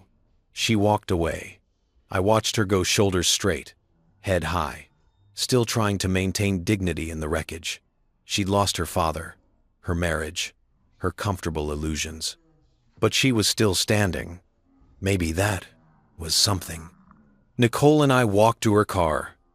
In the trunk, our bags, packed, 2 tickets to Denver, where Nicole's mother was buried.